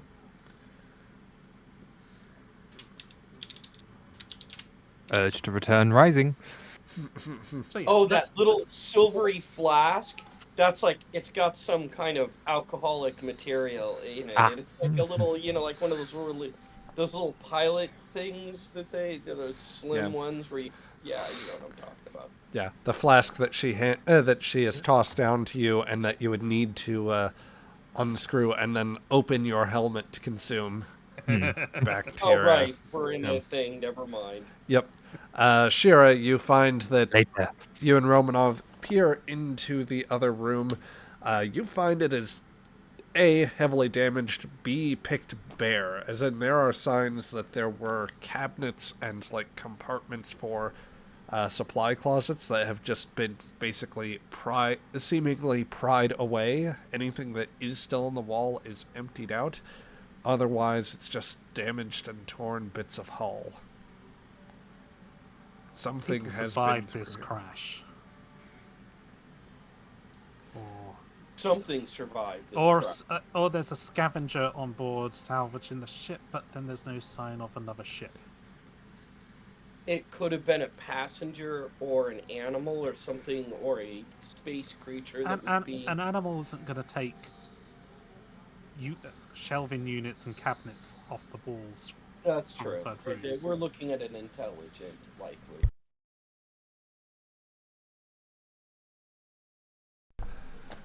Okay, so you have your answer at least for this room, Shira. What would you like to do? Okay. All right. And you said this collapse section, just a bit further down the corridor, that would take a long time to move. It would. And also, considering the ship is possibly structurally unsound, doing something to that might cause issues. Mm-hmm. I am also checking posture. Okay. Well, check your posture. Thank you for the posture check. Oh. In that case, yeah, we'll finish up in computer room, and then we'll just check this final door on the way out. I assume that's the door over here, right? Mm-hmm. By where we So, came in? yes. Or was that where we came in? That was the way you came in, nearer that the door with the... Here, let me move this over. So, over in this direction was the way that you came. Okay. But yes, so let's see. You regroup with Xantar, Horn, and Melnyuk. Is there any particular information that you would want to look up while you were in the room?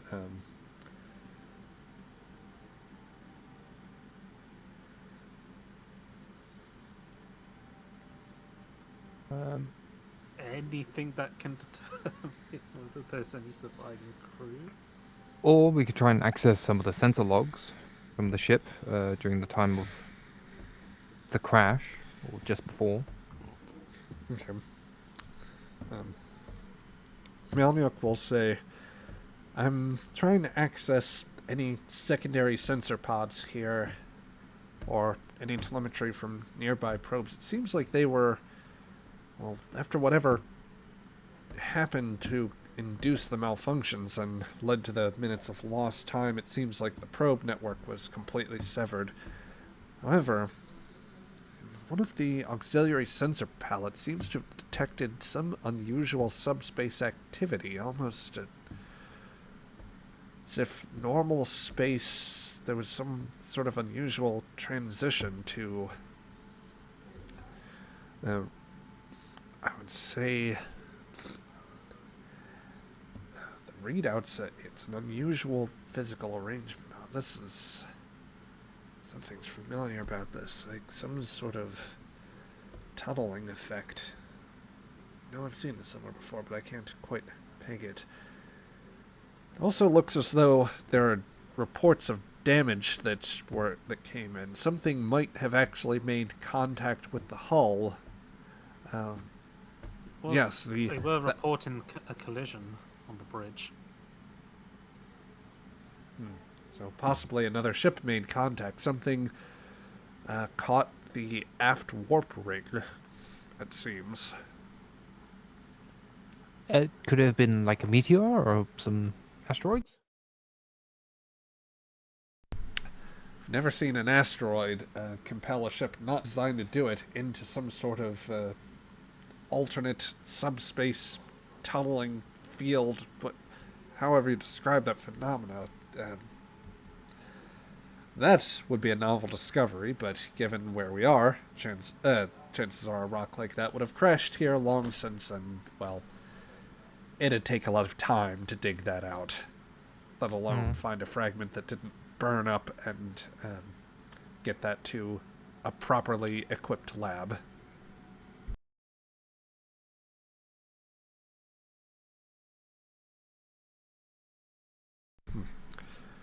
I'm trying to run this...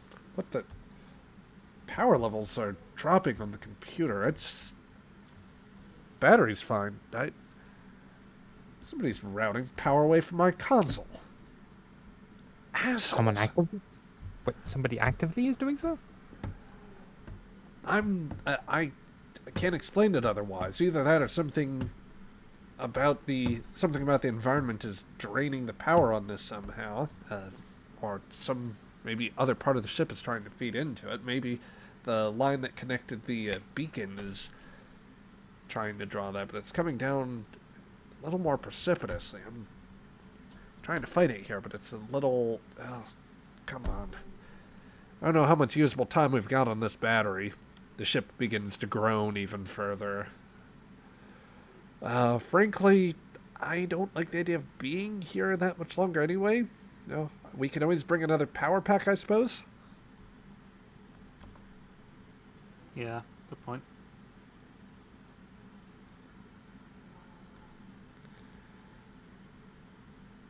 Okay, if you think we've got as much as you can from that system, pull the battery pack.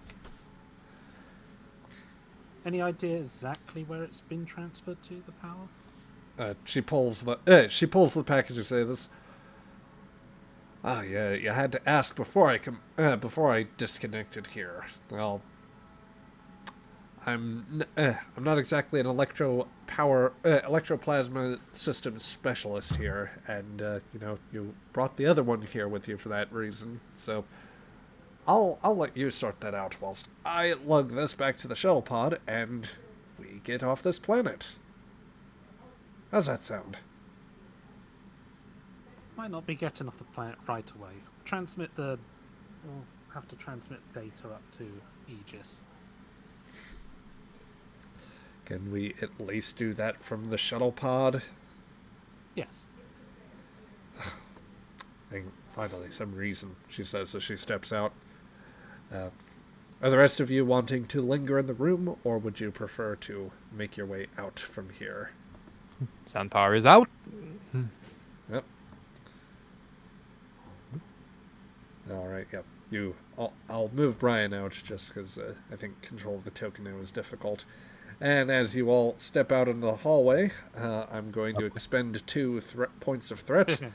Oh no. Everybody give me a fitness plus security roll, difficulty of 2. Oh joy. Plus security, difficulty of Fitness security. I'll give you a point of threat there for an extra dice. The GM appreciates your threat.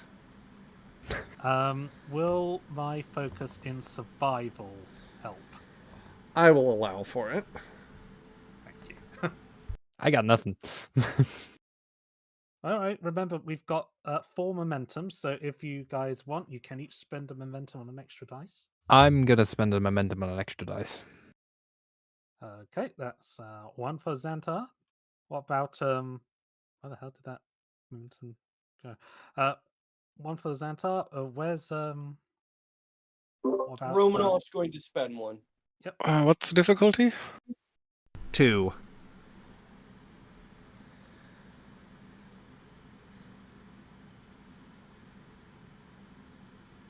Nah, I'll risk it.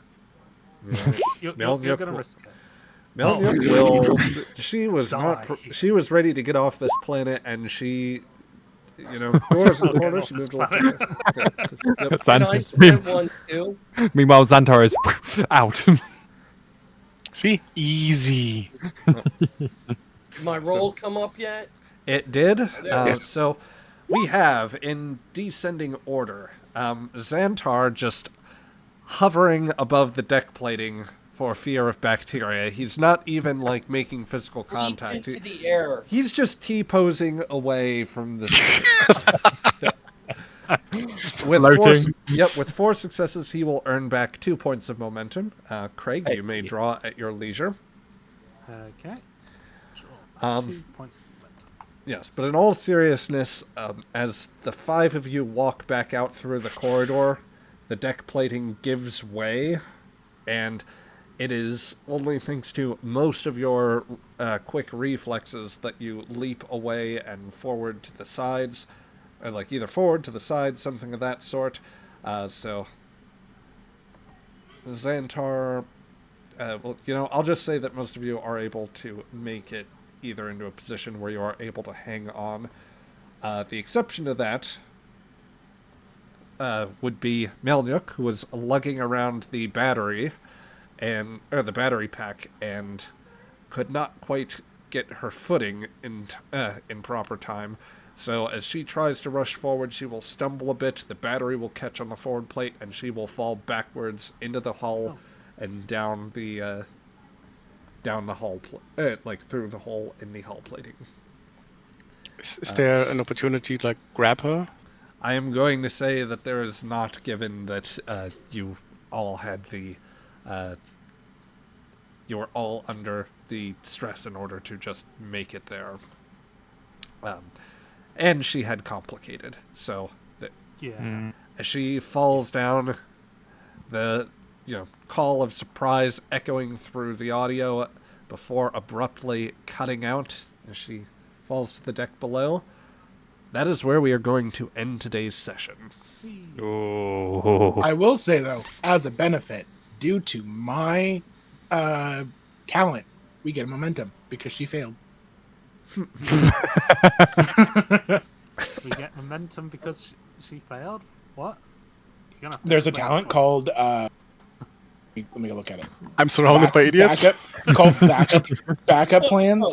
And anytime myself or an ally fails a task roll, we get momentum back. I feel like you at least need to be in the scene for this to work. No, okay. We'll sort it out between sessions. Foolproof. It was a foolproof. No, it's understandable. It totally Yeah. makes sense. But anyway, so that will be us for this week. We will come back next. We'll come back next Saturday, broadcasting live, 1 p.m. Eastern Standard Time. That should be 6 p.m. GMT. So we hope you folks will join us. But this is where we leave off in the archive for now. So we will see you later.